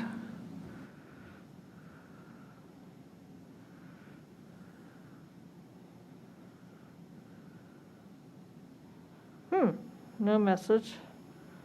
Okay. Mr. Painter, we'll just ask you again, or Mr. Schulman, would you like to proceed using closed captioning as the means of communication, or would you prefer to wait for another day? But we've tried for the past, 15 minutes or so to get the sound here in the room, and it's just not working.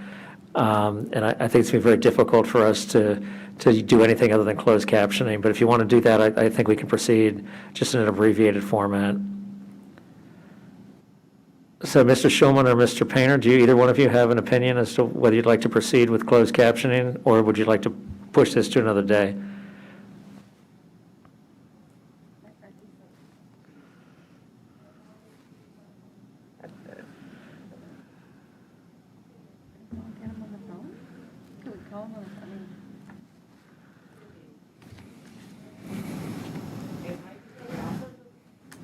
Mayor, I have Mr. Painter on the phone. If you can give me a moment, I'll just ask him your question. Okay. So the mayor was initially asking if we could monitor the closed captioning and then the, I don't know how to, don't know how to monitor closed captioning. Okay, wait, I heard something a second ago. Why don't I try to dial in, Cindy? Let me just try to all dial right, in. try dialing in, 'cause now it's coming back. Okay, all right, I'll try. Andrew, I can hear you, Bill. We can hear. Okay, are we I back? heard you, but very faintly. Andrew's going to try dialing in, and now we're getting echo, because it seems to be a team issue. End the meeting and start it again? Can we shut down this Teams meeting and start it again? Why don't we do that?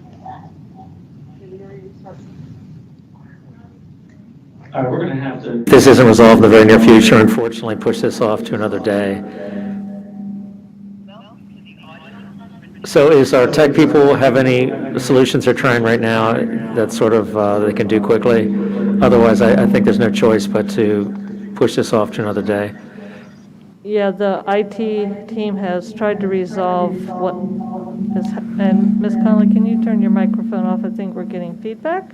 And we will, can't resolve it with, it's a Teams issue and/or with the FCC TV, but it's working perfectly for the Teams people, they're hearing each other. So it's something with the FCC TV feedback into us. Hey, Cindy? Was that Mr. Painter?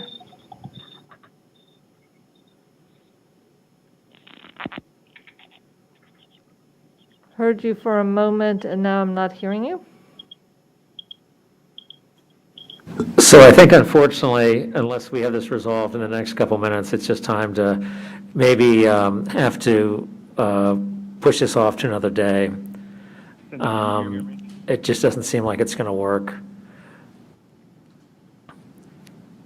I'm reading the closed captioning, and no, I cannot hear you.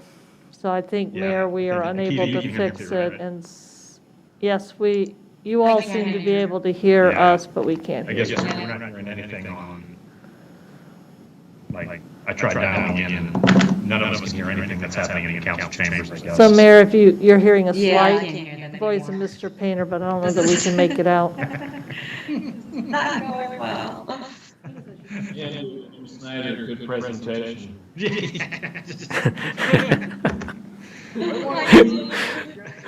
can hear you guys a little bit, so just FYI, you are faintly being heard, so. And you're coming in on the captioning. Oh, they can't hear us? Oh, we can hear you a bit. Oh, okay. It's the architecture. We listen and make all the changes that were given to us in terms of the scale, the massing, the color.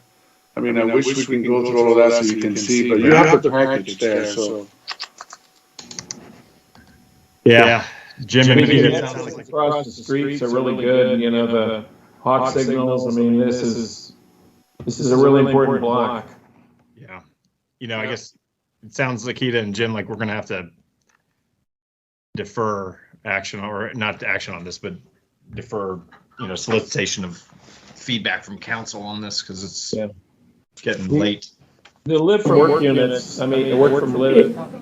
Is, what's going out to the public right now? Them talking among themselves, us talking? All right, so what is going out to public is you all are being heard on Teams, and Teams can hear each other in the closed captioning. So I think we need to, I think the architect was trying to present, but you all can't hear them and only can read. So I think since all of this is being broadcast. I think this is a real model, and I think we should just need to wrap this up. So if we can convey to the developer that unfortunately we're going to have to end their presentation at the present, but look forward to hearing from them when our technical difficulties are solved. I think that's unfortunately what we're going to need to do. Can we continue just the very last bit of our hearing, or is it actually not working among our own selves? Means that the retail and Let me comment to them that we're stopping their part, because as you can see, they're still presenting. Hang on. Cindy's calling real quick. Let's see what she's, hang on. So, Hey, Cindy. We're gonna call it, so we Okay. hear that you're talking, but I don't think you're hearing us now. No. The mayor can barely hear us, so, Okay. we'll have Akita follow up with you together. Okay. All right, that sounds good. Thanks a lot for trying to finagle this. Yeah, sorry for the. okay, so is there, can we conduct the rest of our business here, or is that really not going to work appropriately? Have a good night, everyone. Sorry about this. All right, no, thank you. See ya. Good evening. All right, so, Bye, Jim.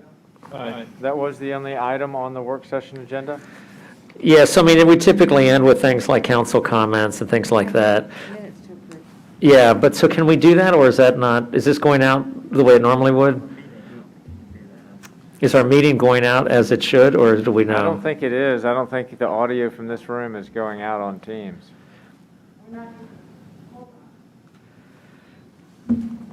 It was previously, so let's double check. We were not hearing them, but we were projecting out. But then, All right, maybe in the future, too, we can get a tech person to be here for these hybrid meetings, at least till we get everything straight. They were here for the first hour and a half. It's, of course, Murphy's Law. But unfortunately, this, I think it's an FCC TV issue, so we'll troubleshoot that. All right, so again, we apologize for the technical difficulties we've had the past 15 minutes or so. We were trying to continue the presentation from the developer. Unfortunately, we had problems here with sound within our own room here in Chambers, and the developer is making their presentation via Teams, and there seems to be some kind of technical difficulties where we could not hear them here in the room. We could see video but not hear them. So unfortunately, we had to discontinue that portion of the hearing. Apparently, hopefully, the public can hear us now and see us now, and so we're going to finish the final bit of business and then adjourn our meeting. So let's go to business not on the agenda. Are there any standing or regional committee or council liaison reports anyone would like to make? How about any council member comments that haven't been made yet? All right, we've got approval of a bunch of minutes. I think I know who to turn that over to. Mr. Duncan? Thank you, Mr. Mayor. So unless others have got comments on any of these 3, 6, 7 packets of minutes, I would move to approve the minutes with the provision that I'll have some typographical fixes to submit to the clerk offline. I can't vote on the first if I wasn't here. I believe you can still vote on them, Carol, that's correct? Even if I wasn't a participant in the. Yeah, generally you don't if you weren't at the meeting. If you weren't at the meeting, you can abstain. I mean, look, you can do whatever you want. You can vote on it. Bundled together, wasn't at the Yeah. first meetings that are bundled there, so I don't feel comfortable. Yeah, then just abstain. Okay. For all of them. Unless you want me to go through each one No, that's fine. I just wanted to make individually, sure I was which I doing can it do. appropriately. Holy cow, what is that? Does somebody have a Teams mic open? Where's my phone? Carol, can we vote on the minutes with the idea that comments will come later? Is that acceptable? If they're just going to be typographical errors, that will be okay. Is that what You you've got, the nature of your? Change any Yeah, meaning. none of them were substantive errors. Okay, all right, so we've got do we have a motion yet? So I move approval of the minutes as presented and to be typographically corrected after the meeting with the clerk. All right, do we have a second? Mr. Lichtenhouse, the second. Madam Clerk? Ms. Conley? Yes? Mr. Duncan? Yes? Ms. Hardy? Yes. Mr. Lichtenhouse? Yes. Ms. Shantz Hiscott? Abstain. Mr. Snyder? Yes. And Mayor Tarter? Yes. Thank you, council. All right, is there any other business anyone would like to do before we adjourn? Anything else? All right, what do you say we adjourn this meeting? And let's get some tech support next go on this. Anyway, we're adjourned. Good night.